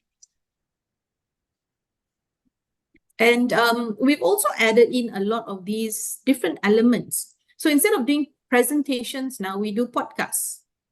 Instead of getting an invited speaker and having discussions or panels, we get engaged with students in order to have to conduct a podcast. So similarly, what we are seeing now is we are seeing a shift from discipline specific to multidisciplinary. I noticed in the industry now, we don't have, in an organization, you used to have the PR team, you used to have the marketing team, you have the sales team, you have the advertising team. Now, because of all these cutting back, that you need, there's only one department, Marcom maybe, that does everything. So instead of just doing PR, you are now need to be able to develop a content, be content creator, develop a deck, develop the short content, write up the speech, write up, you know, do all these things, send the invitations. So we can, so what we need to do is really prepare students for these multidisciplinary skills that is needed, and not really just specific anymore. So these are some of the things that we are looking at over this through the learnings, and during, and also embedded in the modules. So we have digital channel, we have digital content, we have how do you upload things for YouTube? What are the requirements for YouTube? So those are the real sort of, you know, hands-on practical elements that are incorporated, so that when the students actually leave the university upon graduation and go into organizations, they can really hit the floor running.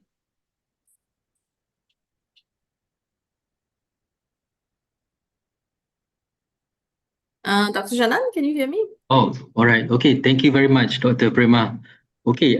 So it's almost 11:30 now. So anyone of you, if you have any questions, you may post your questions in the chat section. So while some of the audience would be posting questions, so we'll proceed with some of the other questions. So going back to Cik Jafri, so I guess I'll start first with the while waiting for some other questions. So back to Cik Jafri, perhaps if I can proceed into a more specific questions on PR, on how, crisis communication or reputation management. How do you see AI tools could help? Perhaps not only to prevent not only to manage crisis, but to prevent crisis. Jafri. Thank you. I think most good question. Just going back 2 steps to Puan Farah and Dr. Prema, you're very right to say that we may lose jobs.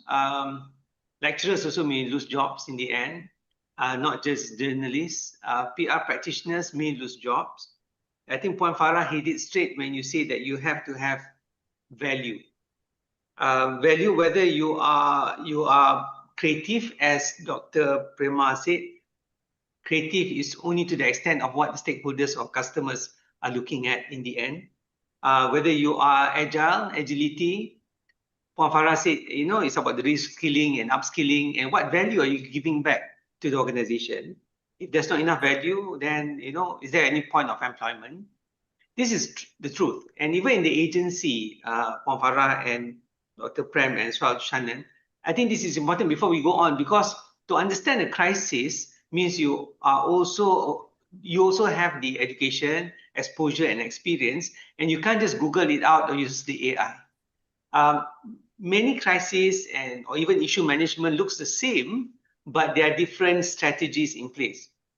Going back to both Farah and Dr. Prema, I think beside having this upskilling, reskilling, agility, being resourceful, giving value, at the end of the day, I think the journalists, including PR practitioners, advertisers, even lecturers, we want to be in the C-suite.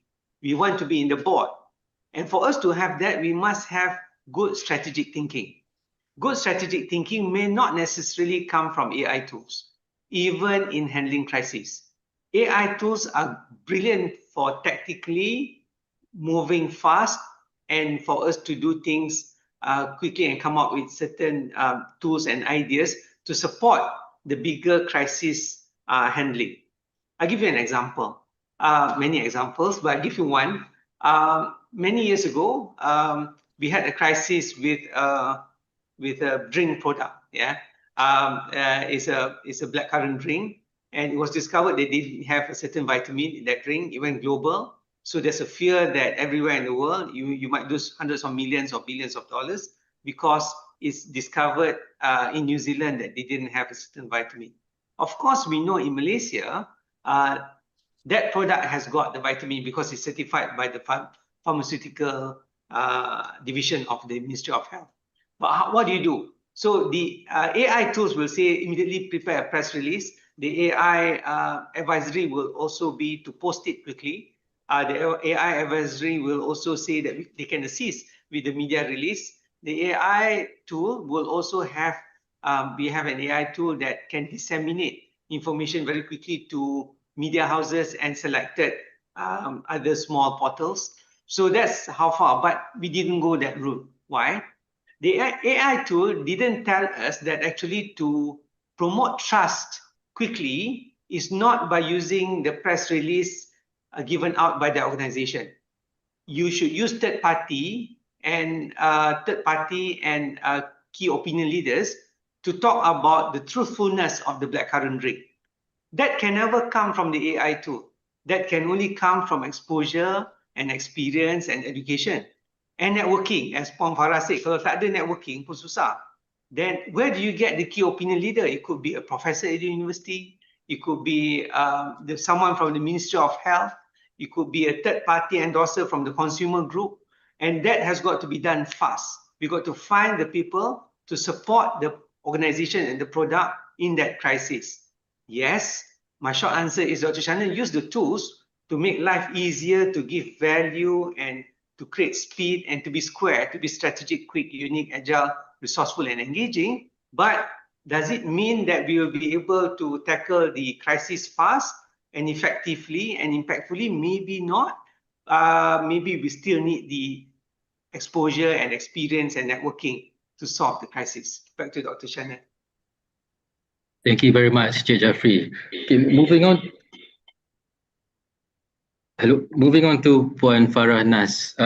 You mentioned earlier on some of the internal guidelines within NST on, for example, using AI tools for news writing. There are some like guidelines or using AI generated images. So is there like a specific guidelines internally? And maybe what about the practice in other news organizations that perhaps you know of? Maybe you can share with us, Puan Farah. Okay, currently we are guided by a very loose set of guidelines. Basically, you get it right the first time. You don't touch on 3R, the 3R issue, because that's going to land us in some serious trouble. But we learn also from mistakes, not necessarily yours, but also mistakes that others make. Like, in the case of Sinar Harian and Sinchu, they were fined 100,000. You know what came out from that in our newsroom? Do not use AI for flags, insignias, or anything. Tak boleh pakai AI langsung. We went to that extent. You draw, you have your graphics guys, do it your own. It's as simple as that. But it gives us a very strong guardrail, to not be part of the problem. Other than that, you see, there's a saying that goes, it's not a crime until you are found out. A crime is not a crime until you're found out. So as we will be fully guided when the law takes effect. So, there are when it becomes punishable offenses, which is not overlapping with other punishments, like the 100,000 is now imposed by MCMC. So people can question, that's too much, when you went overboard. But the industry is not too pleased with the fine that was imposed on these two people, because you have to understand, every day we come up with 1,000 over products, articles, pieces, small, big, 1,000 over. It's on our screen. So you're bound to make mistakes. So there's there are many agencies that regulate us, formal, informal ones. Of course, there's MCMC, there's the OSA, there's the normal penal code also guiding us, and content forum. Content forum is another one. My number one is the boss, but we got fined anyway, for running indirectly, having this vape punya brand at the back of one program. So we are not shielded by anything, so we have to be really, really careful. But I guess the noose is going to be tighter on us when the act comes into effect, and then let's see how it goes. But I'm just hoping that the media industry is not shackled too much, because it makes it difficult for us to move. When you're overly cautious, your output is not going to be as interesting as those days. Like I used to do a lot of crisis reporting. I was there during MH, I was there during King Jong Nam, I was there during the other MH, I was there during Lahat Datu. I was like on the ground. So, of course, to get good stories, you have to get information that others don't have. Like in the case of MH370. So basically NST was the one yang first established that the turn back was 370. Lepas tu orang tanya, dah seminggu dah, belum establish 370. Semua orang agak, but no official confirmation. We ran that confirmation because of some documents that we had and primary source. But if another piece of law that had been mentioned in recent weeks, that we are not supposed to publish any government documents. I'm not even talking about OSA. That means if you publish a document that was not given to you, you could land yourself in trouble. So these are the kind of things, one of the challenges that is facing us, and I'm just hoping that it doesn't get any worse lah. Then if that happens, I guess how we are going to be forced to keep our numbers up, it will be through content that is the happy kind of content, the fun kind of content. I hope we are not reduced to that, but my fear is there if we are shackled too tightly. Thank you, Puan Farah. We have one question from our audience. Question from Associate Professor Dr. Muhammad Shanawi. How are media businesses leveraging new communication technologies to improve global reach and engagement? Perhaps how AI can help, or new technologies in global engagement and reach. Okay, so dalam media prima ni dia ada pelik sikit, because NST Harian Metro Berita Harian, kita punya products at our website, our social media, dengan kita punya print. But there's another company dalam media prima yang run kita punya growth. I'm not talking about content growth lah, bila you buat content hebat, your numbers tinggi, right? But this is the outreach. So there are a lot of strategic planning cross-border punya arrangement lah, which is going to take some time. But Malaysia ni is one of the few countries dalam ASEAN yang kita tak go beyond our borders, right? Paling kuat kita ada bernama in Jakarta and bernama in Singapore. Dulu kita ada correspondent dekat London dengan US. Kita pull them back, of course, because of cost. But kita tengok our numbers across the industry, Malaysians are not interested in global happenings. What more the region? Probably what's happening in Gaza, yes. But kita letak story on Gaza, the number is not as high as Emma Maimbong divorce. You know, for example. The interest is not there. Kalau dia nak, dia akan cari. So, okay, me being a heavy news consumer, kalau I nak find out what is happening in the Middle East, the first thing I do sambil I get ready in the morning, I will put Al Jazeera Live on because they are closest to the source. I mean, what business has it got, you know, with this to talk about what's happening in Gaza so much when our rep is not there. Bila kita punya rep ada kat situ, then it makes a difference. Yes, you're talking about this Malaysian humanitarian personnel yang ada kat situ. Then it makes sense because journalism students would understand, you know, the basics of journalism, proximity, relevance, you know, benda tu semua still come into play. That's basics of journalism.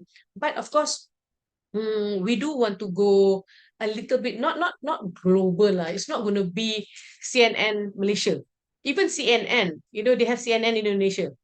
CNN, you know, specific to countries. So that title is big, but it caters to specific audiences. So to go global is simple, but it's not organic, and we don't see the need for it just yet. Because all media houses subscribe to wires. We pay about 50,000 over a month, almost 60,000 for Reuters every month, so that we get your you know, results, your EPL at, you know, almost real time. World news is 100% now dependent on these services that we're paying for. Kalau you want to go global, it's through social media, but of course, it doesn't reach. Orang kat Philippines will not get, you know, that Raja Muda is going to get married in October, right? Tapi kalau you nak orang di Manila, di Makati, tahu Raja Muda is going to get married in October, you pay. That means you go to Facebook, okay, I nak target kita punya story ni, orang Makati baca. Then you pay lah, and the cost is crazy. Okay. Sometimes we are forced to do that because kita punya basic product macam print lah, in this Heard the News punya initiative that I was talking about, we only have a certain number of copies. So what we do is we are doing corporate sponsorship. We're going to universities, we're going to schools, the civil service. You see, when we look at what's the trend of people scanning tu, we found out orang dekat Mumbai, there's about 900 over people from Mumbai using that facility. Kat Singapore was the second highest. We have people from Australia using yang kita letak ad digital dekat kita punya social media, and then you scan and you can actually use that facilities through social media. It links you. So semalam Jabatan Pendidikan Penang came over for a visit. So I introduced the product to them. How come I've never seen this before? Probably because kita punya circulation kat Penang paper tak berapa besar. So what I did was, kenapa I tahu Penang tak banyak? Because I nampak numbers tu, Penang yang tak ramai yang scan. Kurang pada 500 orang yang guna that facility. So kita target. So today we are going to start buat targeted posting. Of course this costs some money. You call it boosting. Boosting yang you boleh buat, yang you boleh pilih audience kat mana. You nak cari, my target for this are those between the age of 9 to 18 because I nak school going students. Then kita tengok trend. Okay, I think universities should be covered also. Besoknya kita tambah lagi sampai umur 21. So that, you know, when they leave university, they can speak better English. So yeah, that's how we try to reach a wider audience, but not global for the moment. Thank you very much, Puan Farah. I think we have time for one final question to Dr. Prema and or Sheikh Jafri. This is a question from the chat box. So where should we draw the line between AI as a tool, an innovative tool, and unethical shortcut? So who bears the responsibility? The individual, the institution, or the media, or the tech company themselves? So where do we draw the line? To Dr. Prema or Sheikh Jafri? Anyone would like to pick up the question? I can very quickly. Then I pass on to Dr. Prema. Please use AI. I think the person who asked the question could be a cikgu. Then banyak student duk pakai AI untuk bagi jawapan.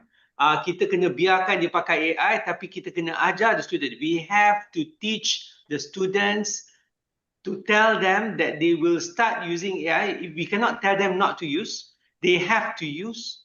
But please tell them that using AI does not mean that they get an A or they get, and this A and first class honors means absolutely little here in WorkCom or in the industry, because what we look for are the creative student, agile student, students that give value when they start working with us. And that is more important. And for you to become that, it's not by using AI tools only. You need that exposure, you need that experience, you need to read, and you need to come up with your own conclusion and creative thinking. I think earlier, Dr. Prem spoke about IDA, which is very important. We also have the Venice Pledge about AI ethical use. Short answer to that question is continue using AI, but use it responsibly. Back to Shannon. Hi, Shannon. Can I just add as well? Sure. On some of the areas here that we look at university level is, of course, the first thing is the university must come up with a comprehensive AI policy.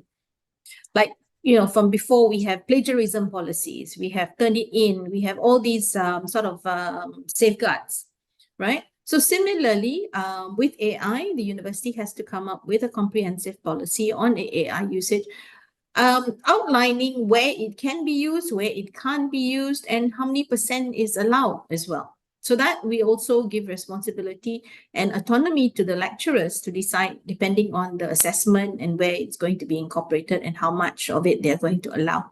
So that's one of the guardrails that we can take in that way. But of course, end of the day, you want to also, at university level, if this is being able to assess a student. How do you really assess a student? If they're generating things with AI and all of that, how do you know the knowledge? How do you measure the knowledge level? So that is always a challenge. And so what we've actually done is gone back to the old fashioned. You must have 1 or 2 individual assignments, final exam, so that there is that balance. So you also really see how you assess students. We have a lot of issues currently with collaborative work. As much as we talk about collaborative skills, people don't know how to collaborate. Group work is the biggest problem. People don't want to work together. There's too much, can I just email you my part? There's the no authentic collaboration and the interpersonal skills and intrapersonal skills to develop. So those are ways that you can moderate and look at, re-evaluate your assessment mechanisms in order to have the real feeling of the authentic learning of the student, and also with the influence of AI and technology, which aids in the assignments and assessments and things like that. And really, who is to blame or who is primarily responsible, as I mentioned earlier, is self-regulation. Everybody has to play a part, and that as individuals itself, we need to know what is right and what is wrong. Right? And one way is through schools and education is also digital literacy. Digital literacy needs to be expanded. We have conducted a few workshops in schools, and with organizations in order to share methods of digital literacy. How do you use it? When do you use it? How do you use it effectively? And also how to safeguard against ethics, how to be responsible, how to verify information, disinformation, fake news, all these things. So it is a joint responsibility, I would say. It's not one person, being the security guard, but everybody has to play a role in it. And there must be steps in place in order to make sure it works effectively. We are all here to see how it improves us. I don't think anybody really has bad intentions of it. So using that and monitoring that is very important. I know recently as well, a lot of social media companies, Facebook, X, all these platforms are being sued and all of that because of privacy data, information, leaks, things like that. So that's why, end of the day, your child, as a parent, as a student, as an individual, you need to take responsibility and learn and be guided. I hope that helps. Shannon. Yep. Thank you very much, Dr. Prema. So I think we have come to the end of our session. But before we end, to conclude everything, I think it is safe to say that AI is useful.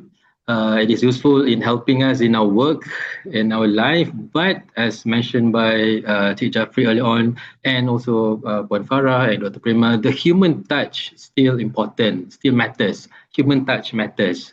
So at the same time, we need a certain ethical guideline, so ethical guardrails to prevent abuses in our society and in the media industry. So I guess that's about it. So before we end our session today, I would like everyone to turn on your camera because our staff, we're going to take like a screenshot of everybody. So if you don't mind, just quickly turn on your camera for our photo session. Yeah, not literally camera, it's a computer screenshot.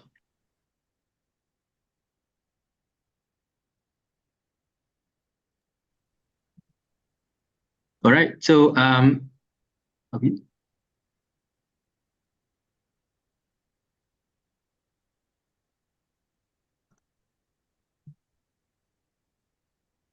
all right, thank you very much, everyone, for your time. And to all the panelists, thank you all once again for your time and engaging discussion, and to all audience for staying until the end. So hope to see you guys again in future, inshallah. Thank you very much. Thank you. Thank you. Bye. Bye. Assalamualaikum. Thank you. Bye. Okay. Over to you, Devi.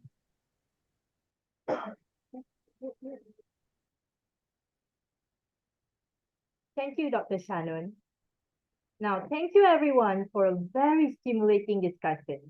In summary, we have explored critical perspectives on how shifting communication trends are reshaping the ways we connect with audiences. Your insights today have set the tone for what promises to be an enlightening day of knowledge sharing. Let's give another round of applause to Dr. Shannon and all of our panelists. Now we will take a short break, and up next, our workshop at 12 p.m. Thank you and see you in a moment.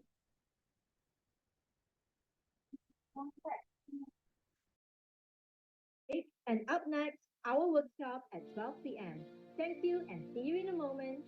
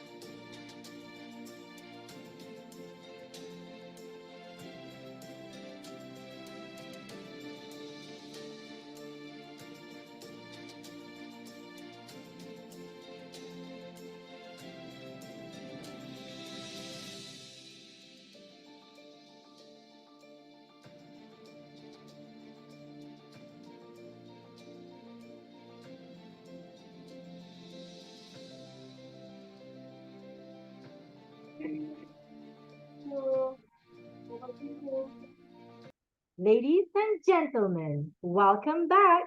We will now proceed to an interactive workshop entitled Systematic Literature Review, Strengthening Research Through Data-Driven Storytelling.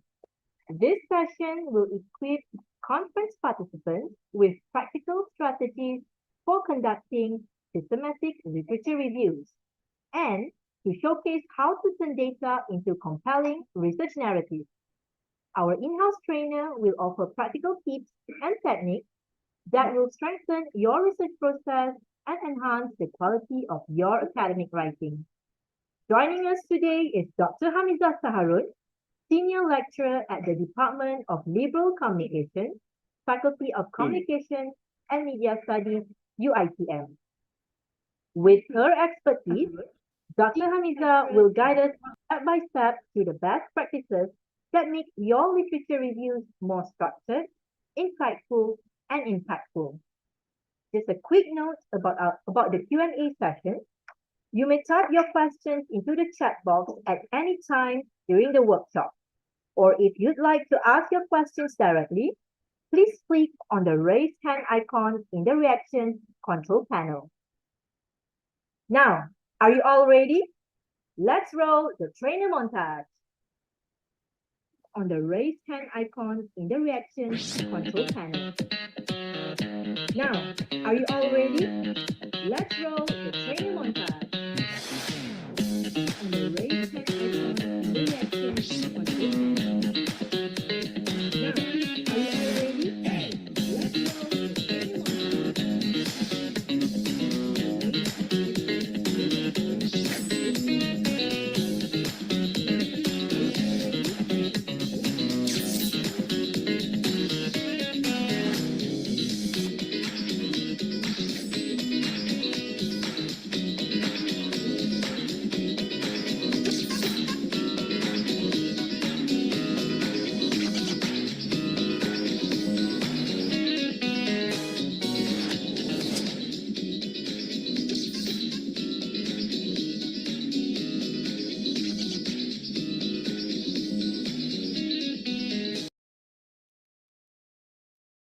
Without further ado, let us welcome Dr. Hamizah Saharun. Over to you, Dr. Hamizah. Thank you so much, Ms. Dewi. All right, so welcome to today's workshop session. So first of all, let me just introduce myself. So I'm Dr. Miza. So I'm a senior lecturer here in UiTM Shah Alam under the Faculty of Communication and Media Studies.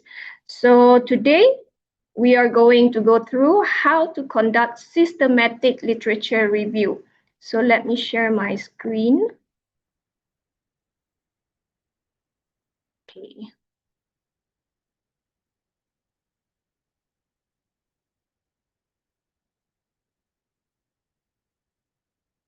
Okay. So for today's topic, as usual, I'm pretty much sure most of you are either students, novice researchers, or senior researchers, but systematic literature review is not something new. It's been around since the 1970s already. So how do you strengthen your research through data-driven storytelling? So let me show you. Okay. Okay, so this is a little bit about myself before you guys have been wondering, like, how can I be teaching you the systematic literature review? So this is pretty much my background a little bit. So my Scopus Index, my Google Scholar Index, and also my Web of Science Index, so that you guys know that I have published myself. So I've published several papers. So it's not just studies with data, but also studies that are as you considered as content analysis.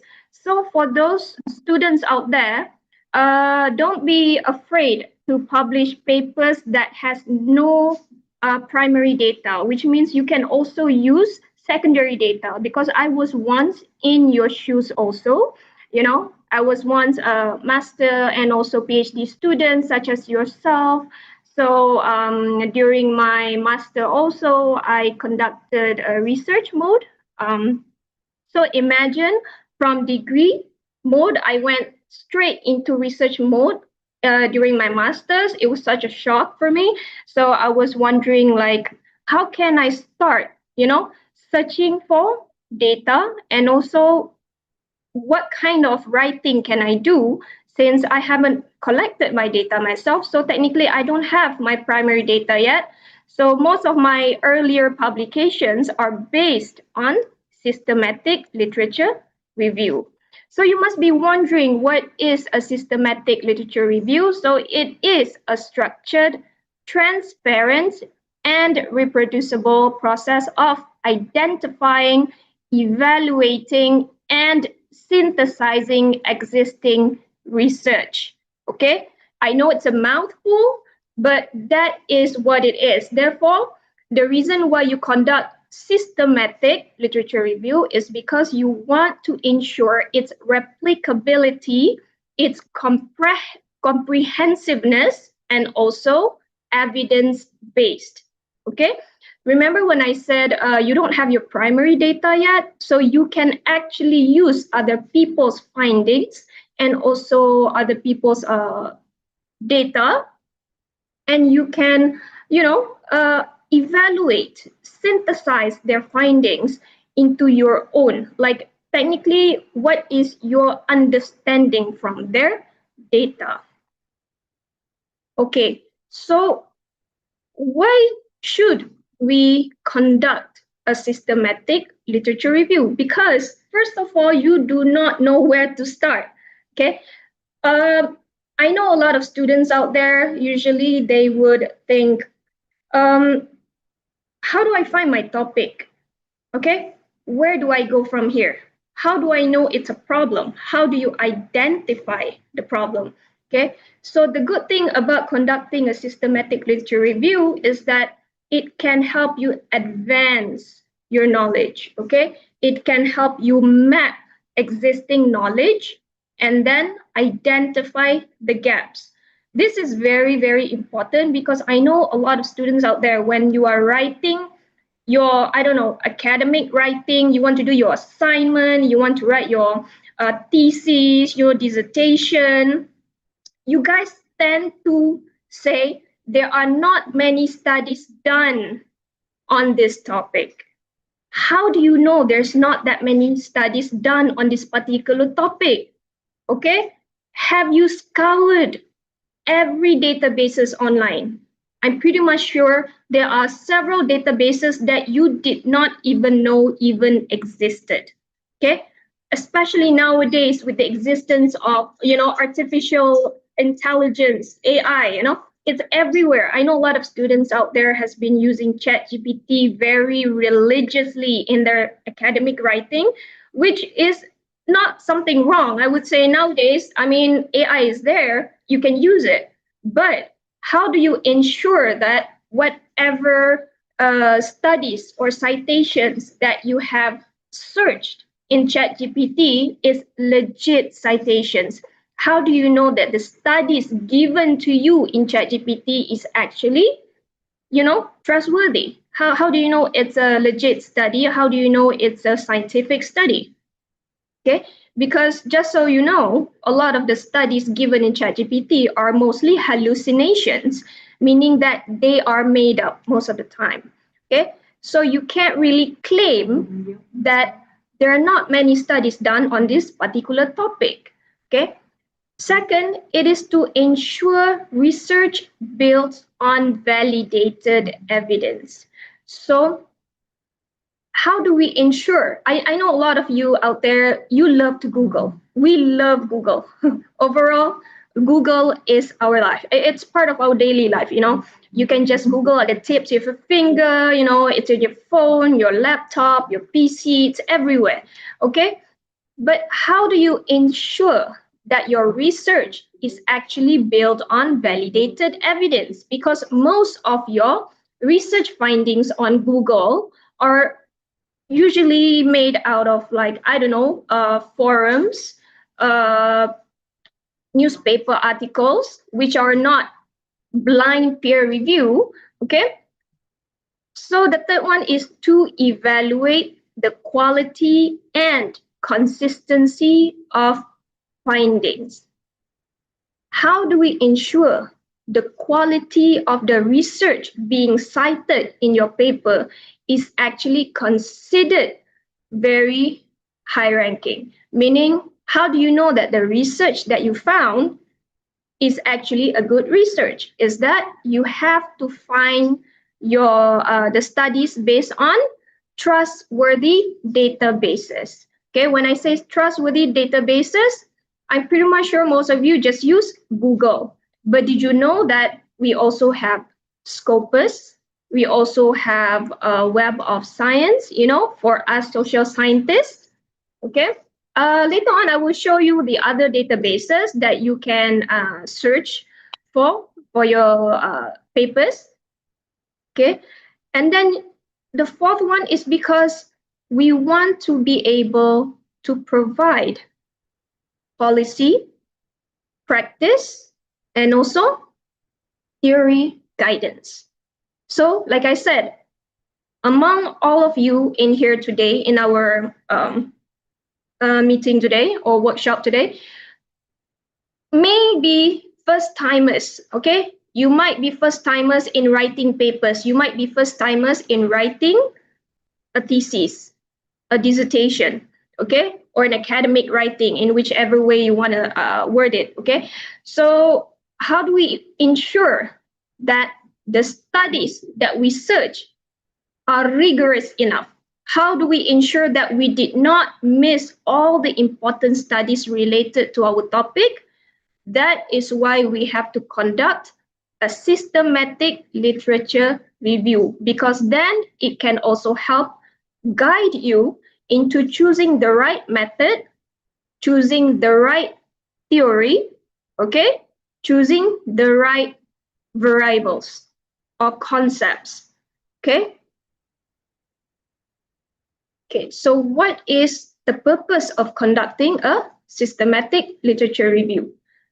Of course, it is for validation, because I know a lot of novice researchers out there, they want to be the first to study in that particular topic. They want to claim, I'm the first one who did a study on this topic. I'm the only one.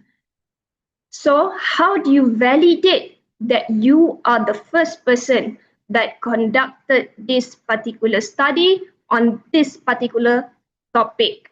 Okay, so the good thing about systematic literature review is that you have searched thoroughly in the right databases. Okay, so if you did not find enough evidence to show that other people have done it before or past studies have done it before, then you can claim, I am the first researcher to do on this particular topic.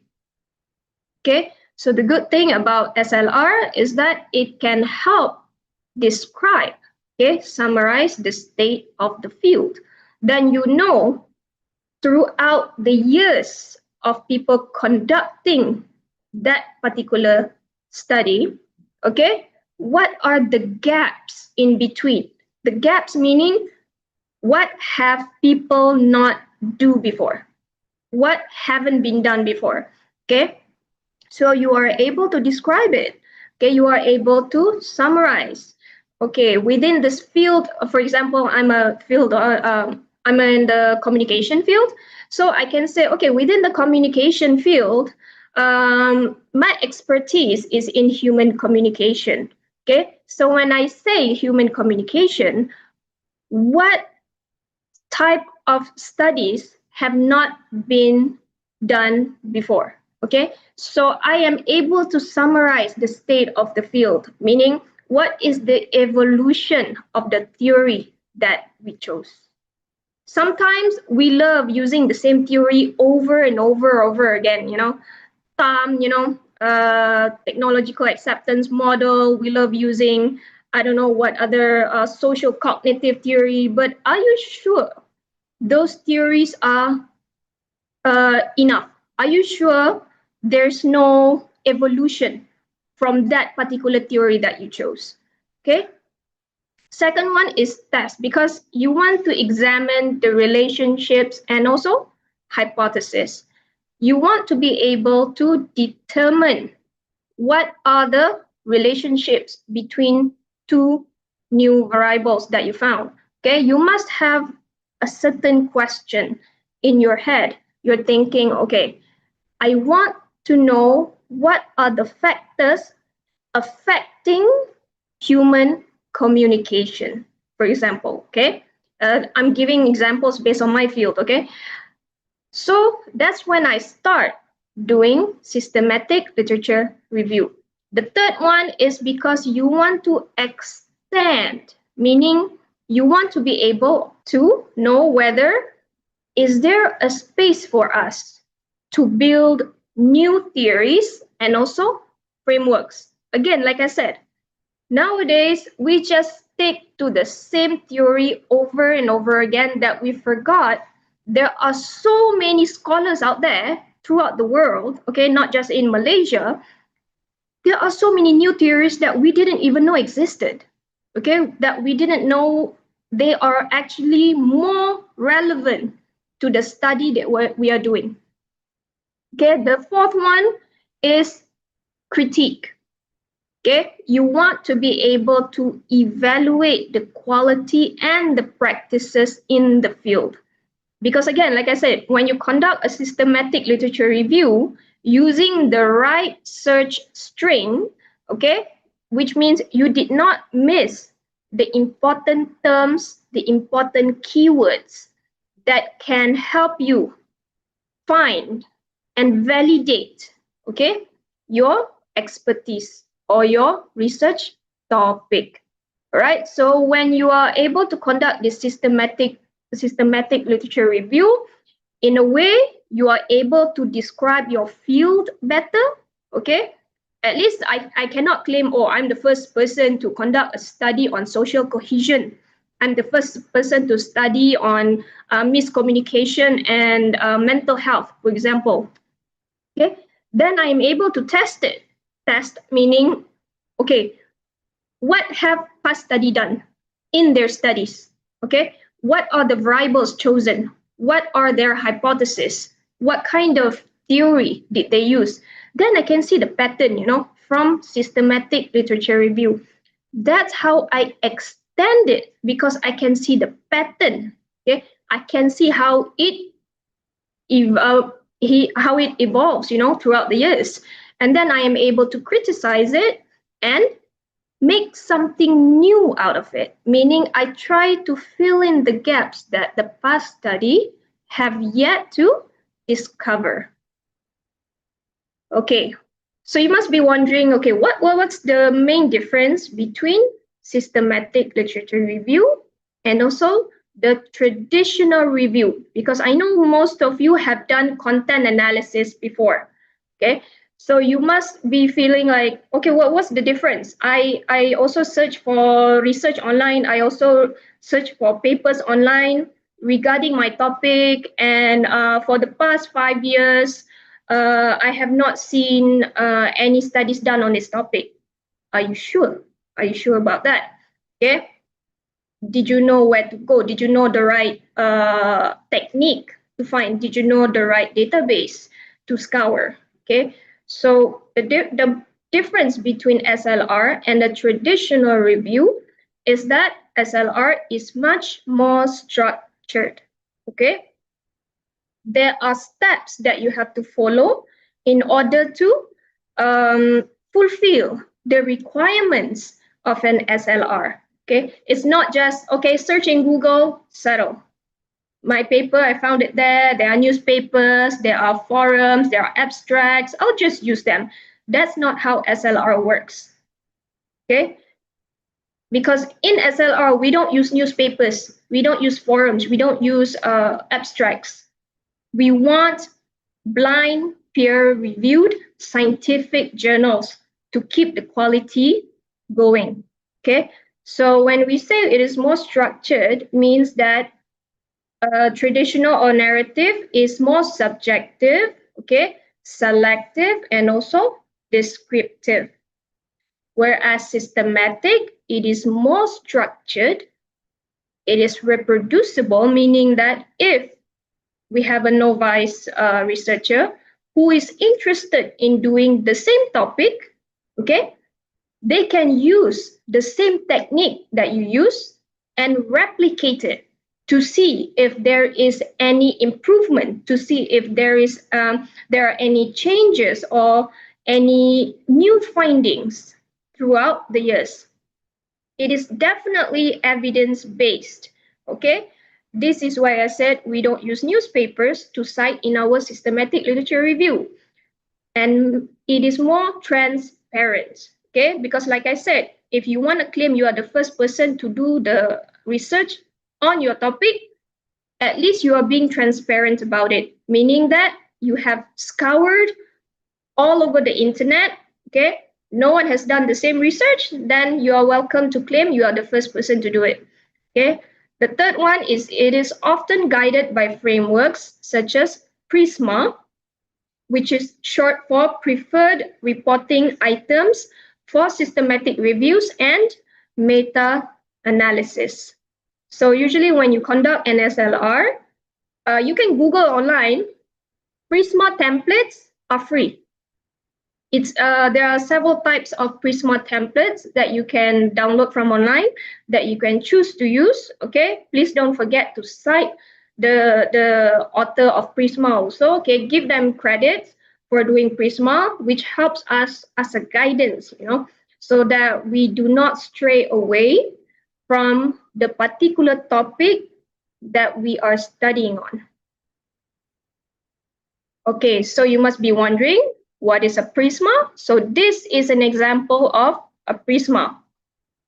So the prisma flow diagram is made by Mohair et al. In 2009. Okay, so again, it is an evidence-based minimum set of items for reporting in systematic reviews and meta-analysis. This is an example that I can show you of the systematic literature review that I use for my thesis throughout my master years and also my PhD. So this is the Prisma that I used. Okay, I scoured through two databases, which are Web of Science and also Scopus. Okay, for us social scientists, these two are the best database to find social science articles. Okay, and then you can see it has a flow. Okay, it has a flow. After you have scoured using your search string on these two databases, okay, on WAS and also Scopus, you found that on WAS there are 150 articles done on your topic. Okay, and when you search in Scopus, the same search string, the result came out as 187 articles. You notice that there are slight difference between WAS and also Scopus. Just bear in mind, some papers in WAS are cited, some papers in Scopus are cited in WAS, but not all WAS papers are cited in Scopus. That's why Scopus have more, okay? After you have compiled all these papers, meaning you have to download all 150 and also 187 papers in your drive. Why? Because you want to be able to know if there are duplicates. Okay, meaning is there the same paper between WAS and Scopus? Because you're not going to read the same paper over and over again, what? Okay, so you want to remove duplicates. So in my case, I use Mendeley Desktop. I will show you guys later how to use Mendeley Desktop or download it. Okay, so what I did was I downloaded all these articles in the same drive. I upload them on my Mendeley Desktop. I click the remove duplicates. Okay, so it will help me sort out the articles to remove the titles that are redundant. Okay, so after screening, okay, so I screened after, so technically in my case, there are no duplicates, meaning in WAS and Scopus, there are no similar articles. Okay, after that, I'm not going to read all 337 papers. I don't have time for that, you know. So how do I screen it? I exclude the ones that are not downloadable. So in my case, I have to be transparent about it. I have to write in my paper saying that I have to exclude the papers that are not open access. Because I was a student, I have no money. Okay, so I have to exclude the closed access ones, which means the ones that I cannot pay. So after I have excluded the records, which is 255, so I am being left with 82 final articles that I can read, that I can open and I can read. Okay, again, I do not have time to read 82 articles. So how do I reduce the numbers to make it easy for me and also easy for the readers is by excluding unnecessary papers. So how do we do that? That's why I said the best databases for you to scour your SLR is using WAS and also Scopus, because only WAS and Scopus, they have like the exclusion inclusion tab on the left, meaning that the tab on the left, you can click include, exclude.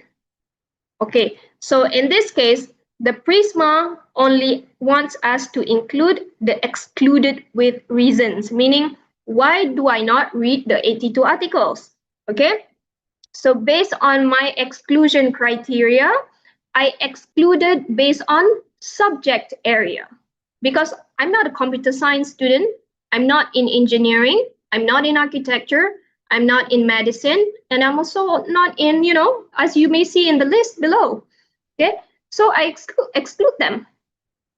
So the ones that I included are the papers under humanities, under social science, and also under communication. So these are the 3 subject areas that I kept, but the rest I excluded because they have no relation to my expertise. Okay, next is I exclude based on document type, meaning that I only want scientific articles. So I don't want books, I don't want conference proceedings, papers, okay? Because usually conference proceeding papers don't have the full explanation of a study. So I only include full data scientific articles, okay? Next is I also exclude the language, meaning that I cannot read other language. So I'm not going to include it. I excluded all the non-English papers. So you can see how thorough Prisma can help you guide with your systematic review. Okay, so after excluding all the unnecessary papers, I'm being left with only 14 papers. Okay, it's doable for us students, okay, researchers out there. 14 articles are doable for us. So at the end of my literature review paper, I only synthesized 14 research. Okay. All right. So these are the main processes when you want to conduct your literature review. Okay. So first, of course, you need to plan the review. You need to know how to conduct the review. Okay. The third one is report the review. Okay. So these are like the most basic stage that you need to know. Okay. All right. So these are the 8 key steps of systematic literature review. First of all, no matter what you are doing, whether you want to do whichever type of research, we all start with formulating the research problem. So you need to know, what are you trying to understand? What problem are you trying to investigate? So first you need to formulate your research problem. Okay. Second, you need to develop and validate your review protocol. This one later I will show you also. So how do you develop and validate your review protocol? Again, like I said, you need to have your inclusion and also exclusion criteria. You need to know what you are searching for. Okay, this is the main problem among researchers and also students, I guess, because you don't know where to search for. And also, you tend to get overwhelmed when you have so many results, you know, based on your search, and then you get confused. You don't know where to go and you don't know where to go about from there because you are overwhelmed with so many data coming in, you know. So you need to be clear on your inclusion and also exclusion criteria. Okay, next is search the literature. So you need to be able to know which databases are you going to include in your review. Okay, so some people just want to use Scopus. That's not a problem. But then, is it rigorous enough? So the best systematic literature review you can do is at least 2 minimum database. Okay, you can use Scopus, you can use WAS, or some people are like, okay, we don't have WAS. Can I use Google Scholar? You can use Google Scholar because Google Scholar is also a database.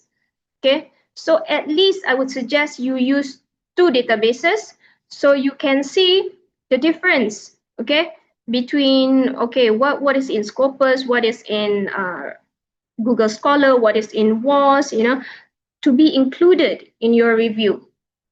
Okay, next is screen for inclusion and exclusion, because after you have searched in the database, again, like I said, there are going to be like 3,000 results, 4,000 results, and you are again overwhelmed. From which date do I start?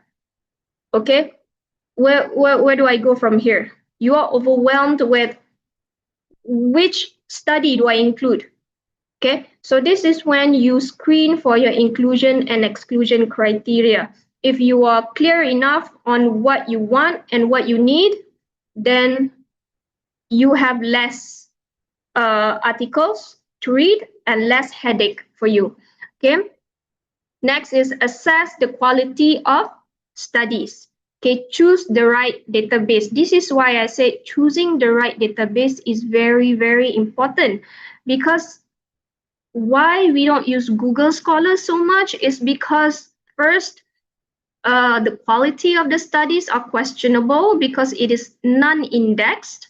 Okay, usually we try not to include non-indexed articles because we believe that it's not reaching the quality of research that we want. Okay, so if you were to include only indexed articles because you believe it to be went through blind peer review, okay, but usually even non-indexed articles go through the same process. But again, like I said, nowadays we really highlight on the index articles.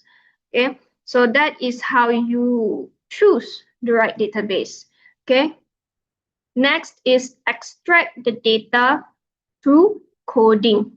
Okay, analyze and synthesize the results, which you can either use you can either do meta-analysis or thematic synthesis. So those who have done qualitative thematic analysis, it will come easy for you because then you know how to synthesize, how to summarize based on themes. For those who are doing quantitative, I'm pretty much sure you will struggle a bit, you know, because you are confused about the coding and all. But for this matter, I would suggest you to create a metrics table. Okay, I will show you again what is a matrix table. So through the matrix table, which I usually tell my students most of the time, please, after you have downloaded your research articles, okay, if you keep it in your drive and not read them or read them once, you will forget about them. And then when you have to cite them, when you have to reference them, you struggle because you did not create a matrix table. So the matrix table will help you say what studies are included in your writing. So the matrix table consists of, usually you just extract the title, the year, the authors, the research background, the objective, method, and also the findings. Then you can keep up with what papers have been included in your research. Okay. Last but not least is, of course, you can report your findings using Prisma flowchart and a structured write-up. Okay. All right. So usually it's good to do your systematic literature review with a partner. Okay. At least your partner can help you screen the research articles that you found. Okay, at least you can be transparent. Okay, because you show in your article your search string. Okay, document search terms, like what keywords you use in your search string, which databases you used, and also what are the decisions you made to include and also to exclude in your review. The third one is the iteration. Okay, the protocol can be adjusted if scope is too broad. So again, I want to tell you, when you are conducting a systematic literature review, you will never get a perfect search string in your first go. Even during my time, I had to struggle, I had to, include this keyword. Okay, when I search, there's nothing come out. So you panic. You're like, wait, did I do the right search string? No. So I search for synonyms. Okay. That's why the protocol, you don't have to be strict about it. You have to keep on including and also like inserting and also taking out certain words that might not help you search for the right terms. Okay. So that's why it's good to include several synonyms so that when the database tries to find the right keywords throughout its system, at least it will include most related studies. Okay, so you need to be careful with how you do your search string. Okay, the fourth one is use flow diagrams and tables for clarity, which in this case, I already said, use Prisma table. It will help you with your flow diagrams. Okay, so this is where I teach you where to start. Okay, so how do you conduct a systematic literature review? You need to know Boolean operators. Okay, so it's not as easy as okay, Google, for example, let's say my first time doing my research, how to enhance social cohesion, okay, kebersamaan antara manusia. It is like, how do we include, a community-based online. So that was my problem during that time. So when you want to do your systematic literature review, you can't just search online how to enhance social cohesion.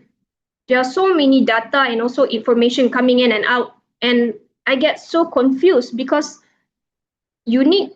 sometimes you already hold on to the term, social cohesion, which is in Malay, kejeleketan sosial. Okay, kejeleketan sosial. In English, it is social cohesion. But if you search online, you're going to get social capital, you're going to get sense of togetherness, you're going to get belonging, you're going to get teamwork. There are so many new words coming in. That's when you get overwhelmed and you keep changing your thesis. That's what happened with most students. Okay, So to avoid that, hold on to that keyword that you wanna, search for. So this is where you need to know how to use Boolean operators, truncation wildcard, and also last but not least, your phrase searching. Okay, so the first one is using and also or. So when you want to do your search string, you want to know what to include in your search string. Most of the time, I just use and because I want to know social cohesion and okay, what's my second keyword? Enhancing. Okay, how to increase, how to enhance social cohesion. So that's the other concept that I hold on to. Okay, and Malaysia, because I'm studying within the context of Malaysia. So you can include the country in your search string. Another end you can include is your population. Who are you studying on? If you want to focus on youth, you want to focus on adults, then you can say and youth and adults. So now you need to know the function of a Boolean operator. So the and will help you connect the concepts. Okay. So if you see here the examples I shared with you, search examples, politic and media, children and poverty, okay, civil war and Virginia. So the search will include both terms. So that is the function of using and in your search string.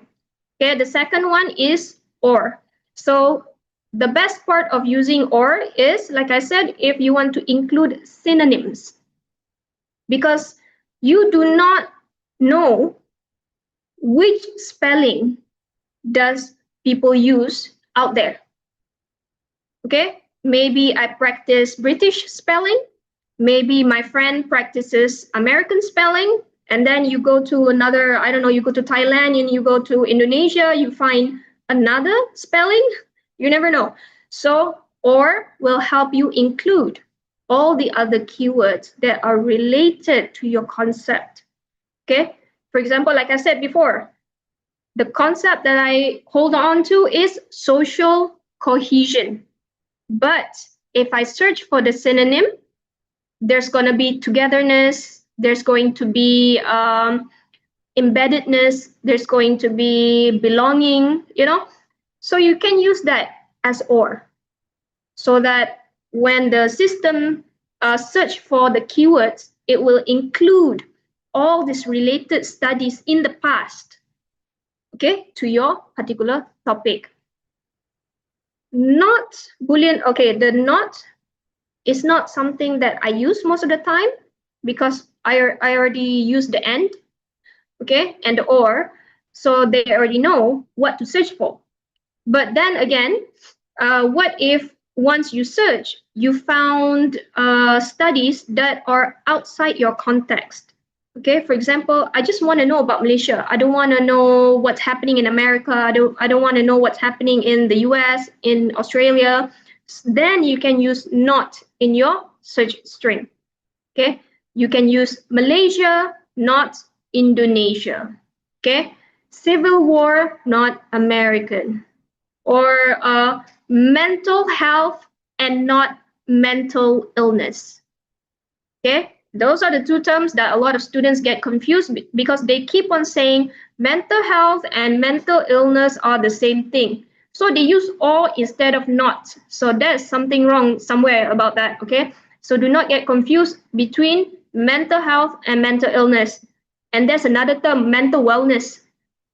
Don't get confused about that. So you can use the not so that it can exclude the unnecessary terms. Okay, the next one is truncation card, we call it. So truncation is the asterisk that you can use. Okay, so the asterisk is to help you find other spellings. Okay, remember, okay, Just now we go through the Boolean operator, but now it's the truncation, meaning you're not going to write, okay, psychology or psychological or psychologist. It's going to take a long time, and your search string is going to go on forever. It's going to be one page. Okay, so how do we avoid that? Is just use the first spelling, you know, the first, how do you say it? Word, not word, but, you know, the first spelling that they all have in common. So you can see here, it uses psychol, and then they use the asterisk point. So when the system searches for studies related to you, they will include all spelling. Okay, they will include psychology, psychological, psychologist, psychologists. Okay, with S also, because that's the downside of doing your search string, because sometimes you are wondering, do I use this spelling or do I use this spelling? You know, because the system will search exactly that spelling. Okay, that's the problem with search string. If you are not careful enough, you will miss the other important articles that have different spelling. Okay, for example, what if we use British spelling, such as, let's say, what can I use? You know, like if I use British spelling, and then how about the people who uses American spelling? Their study is not going to be included in my search because I did not put the asterisk, or I did not put the or Boolean operator just now. So you missed a good research because wrong spelling. We want to avoid that. Okay, so here you can use truncation in your search string. Next is, okay, we already go through truncation. Next is you can use wildcards. Okay, so for the wildcards, you can substitute a symbol in place of another letter. Okay, for example, you can use a question mark, and you can use a, you know, the hashtag. So again, these wildcards can help with the different spellings. Again, like I said, some paper might spell woman as in A, and some paper might use woman as in E. So what if you forgot about that and you search for woman as in A? You miss the papers that uses WOMEN. And then you claim, oh, no study have been done. No study. But actually, the mistake is on you because you did not include the other possibilities in terms of spelling. Okay, then after we have chosen which Boolean operators to use, whether you want to use truncation cards, then you can do your phrase searching. Okay, use the quotation marks to close your search. Okay, if it is just one concept, one term, you don't need to close it. But if it is more than 2 words, it's good to close it so that Google or whatever search database you're using, they search both words together. Okay, for example, if I were to search social cohesion, okay, on Google, that's why there's gonna be like 1 million results, because they search it separately. Social, 1 word, 1 million. Cohesion, 1 million. That's why you have so many. But if you use quotation marks, they will search social cohesion together, okay, as 1 word. So that's why quotation marks are very important for your search string. So now let's try. Okay, if this workshop is in person, we can do it together. But since it is online, I will show you. So again, like I said, what is your problem statement? Okay, you need to identify the gaps in the existing literature or practice. So once you have identified the research gap, then you need to define the problem that you want to study or you want to address. Okay. you need to statement of the issue or challenge you want to investigate, okay, and give your problem statement context. You need to explain why it's important for you to do the literature review, okay, and then you create the problem statement. Make sure it is concise, okay, and it is clear on what you are aiming to study or address. Okay, again, problem statement is very, very important because just now, again, like I said, I want to know how to enhance social cohesion, okay? How do we increase this feeling of togetherness, okay, among Malaysians? Why? Because we are going to modern days, you know? We don't know why are we breaking out? Why are we becoming individualist? Okay, what happened to the togetherness, for example? Okay, that is the problem statement that I carried throughout my thesis. Okay, so these are again, because our workshop and our theme is AI, so I want to share with you, these are the two AI apps. Is it apps? Software. Okay, sorry, software that you can use to kickstart your problem statement, because you want to find, you know, okay, how do I ensure that this problem is a problem and what is causing the problem? So you can use SciSpace and also Consensus. So these are my two suggested websites if you want to kickstart your study. Okay, so this one, you can use Consensus. Later, if we have time, I can show you, but if we don't have time, but this is how it looks like. Okay, you can just Google Consensus and you can ask questions. For example, how to enhance social cohesion? Okay, I can ask that and it will list down all the necessary research related to my topic. But again, this is not a database. It's just AI that helps you set the context for your study. Okay, do not use this for database. It's not a database. It will just help you find backup, okay, empirical evidence. Okay, what have past study done that other people haven't done, or maybe you can do. Okay, so Consensus can help you with that. Another one is SciSpace. Okay, between these two, I would say Consensus is user and novice friendly. SciSpace is a bit rigorous, but it is very thorough with its review. Why? Because you can see on the screenshot on the left, it will help you make the metrics table ready. Okay, this is what I mean by a metrics table. Okay, it will segregate by information that you need in order for you to see the pattern in the study. Okay, it will show you the, you know, the title, the authors, the year, the insights, okay, what method is used, because I know most students are so confused. Do I do quantitative? Do I do qualitative? So how do you make your decision? Is here. If you use your matrix table, you can see what past study have done. Okay, if the majority have done quantitative, that means your topic or your hypothesis or your research question is best answered using quantitative. If the pattern shows otherwise, then use qualitative. Or if it is mixed, then you're like, okay, why not I do mixed method? Then it's up to you. Okay, and then the conclusions. And the good thing about SciSpace is that it will help you, you know, extract the important information ready. So you don't have to read it, which I wouldn't really recommend to novice researchers. I would suggest you read the paper yourself and then compare it, because it's AI, it will help your life, but it will not solve your problems. Okay. All right.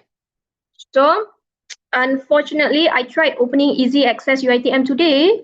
The system is somewhat not, you know, working, but this is how it looks like for us working at UiTM.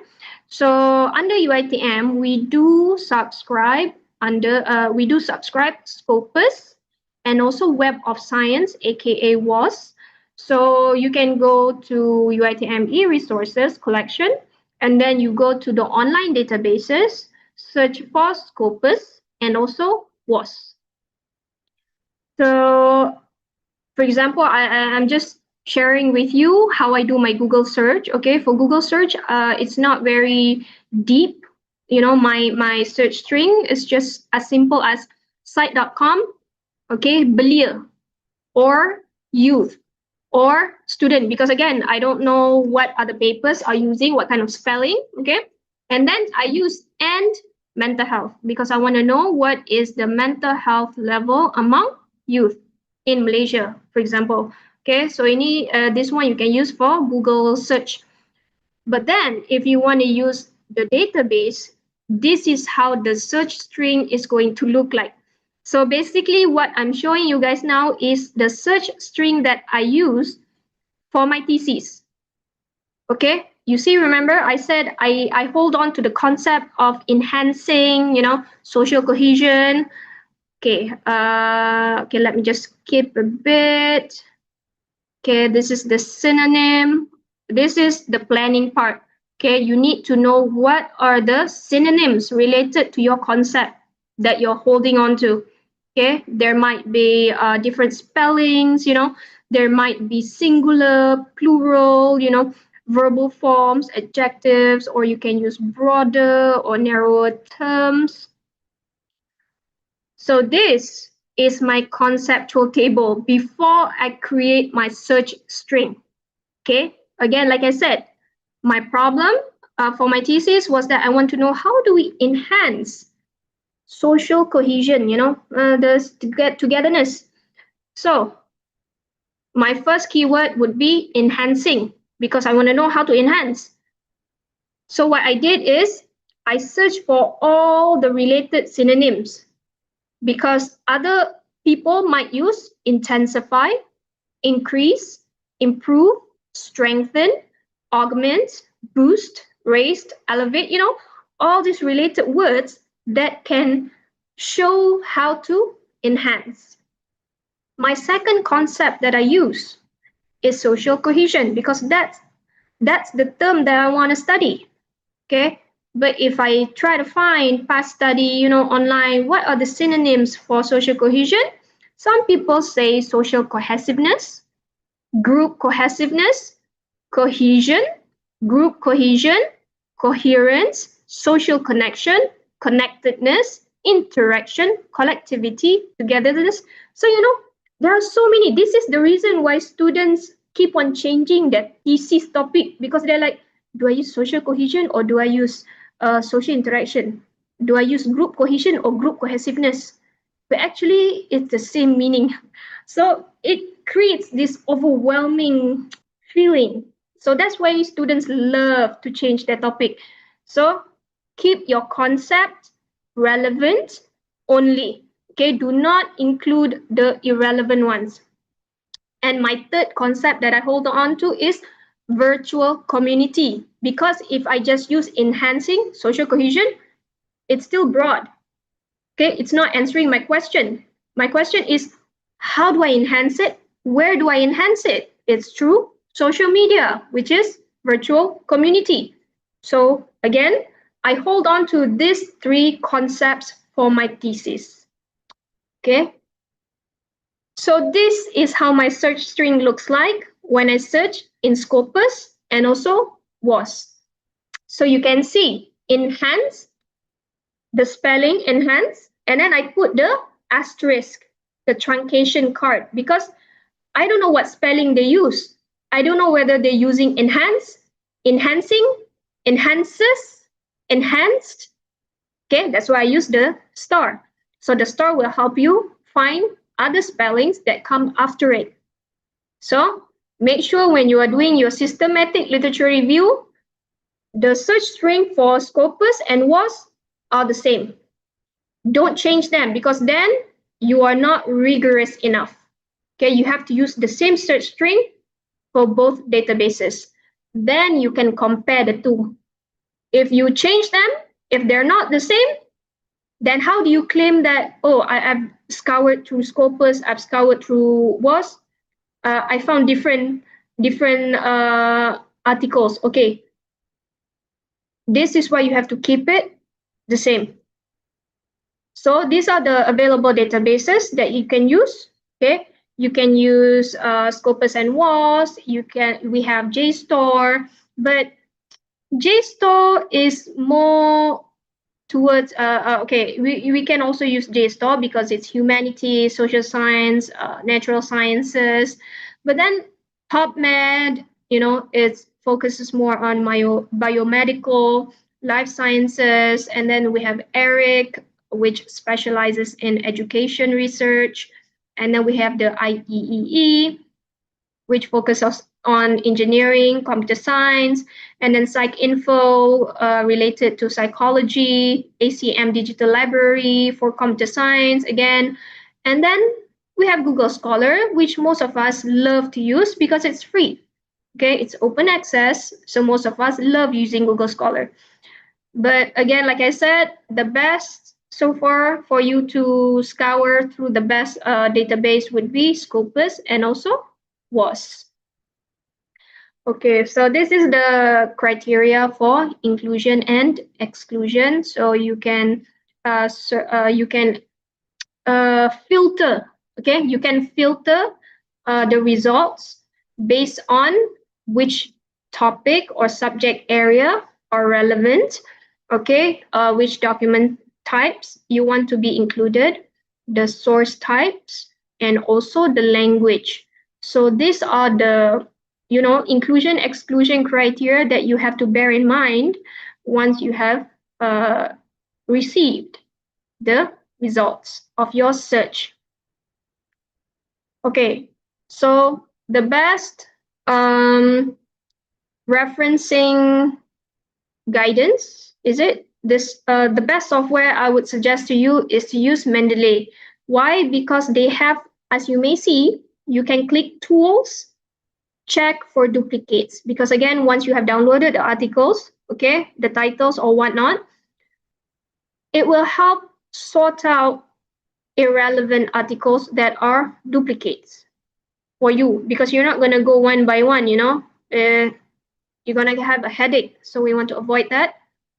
Make sure you download Mendeley Desktop, okay, not the regular Mendeley application or software, but Mendeley Desktop, because that one is more user friendly, I would say. Okay, you can sort your articles based on folders. This is based on what I did during my thesis. Also, you can see I sort my articles based on frequency use of social media, interdependence theory, self-categorization theory, because during my time also, it's our first time being exposed to research, and we didn't know like what theory should I use, which variables should I include. So during this time, I did a lot of SLR because I want to ensure to be inclusive in all my research. Okay. All right, and then you can also use Chat PDF if you are someone who can't, easily grasp an academic writing. Maybe you can upload the articles that you have found in Scopus and WAS, and then you can ask Chat PDF, what do they have in common? What are the similarities? What are the differences? What are the gaps? What are the problems that have not been done? I don't know. So you can use all these AI tools to help you navigate through your systematic literature review. Okay, so this is an example of the metrics table I was talking about. So you can do this yourself without the AI. But of course, this is what I did during my time. ChatGPT was not there yet. So what I did was I read, okay? I read each one article and I extract their information and I put them in this metrics table. So this is an example of my metrics table. So I extract the title, I extract the authors. Technically, this is an example of the table that I did. okay, the year, the aim and objective of that study, because I want to know what people have done before, and then which theory they used, the sample and study design. Because again, like I said, as first-time researchers, usually we are always in doubt. Okay, should I do quantitative? Should I do qualitative? So once you have extracted all this information from past study, then you can, set in stone, okay, I want to go for quantitative.